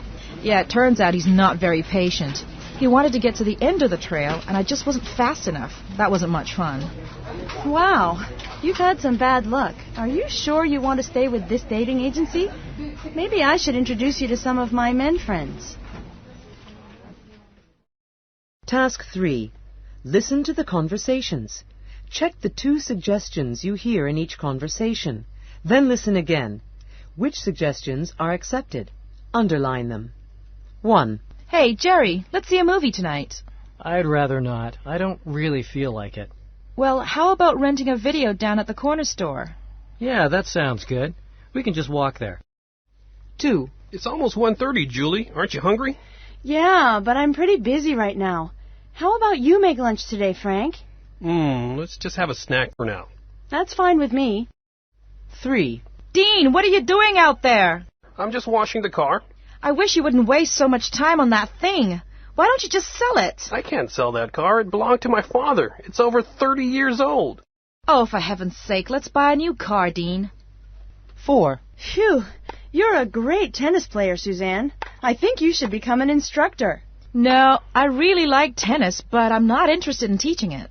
That's too bad. I could use a few lessons. Why don't you play with my friend Miriam? She's a beginner, too. Yeah, that's a good idea. Task 4. Listen and check the times you hear. Then listen again and match the times with the correct pictures. What time is it, Warren? It's 7:30. Aren't you going to finish your breakfast? I don't have much time. I've got a lot to do downtown today. If you're coming into the city, we may as well have lunch together. Okay, let's say 1 o'clock. I have an aerobics class until 12:15. Oh, and it'll have to be someplace quick. How come? I have a hair appointment at 2:15. Oh, okay. What else are you doing today? Oh, I'm meeting Maria to do some shopping at 11. Tough day. Well, it is my day off, you know. Okay. Enjoy your morning. I'll see you later. You'd better get going, too. You're not even dressed yet. Don't worry about me. I'll get to work on time. Task 5. Listen and circle the answers that are right for you. 1. Do you wear glasses? 2. Would you describe yourself as a shy person?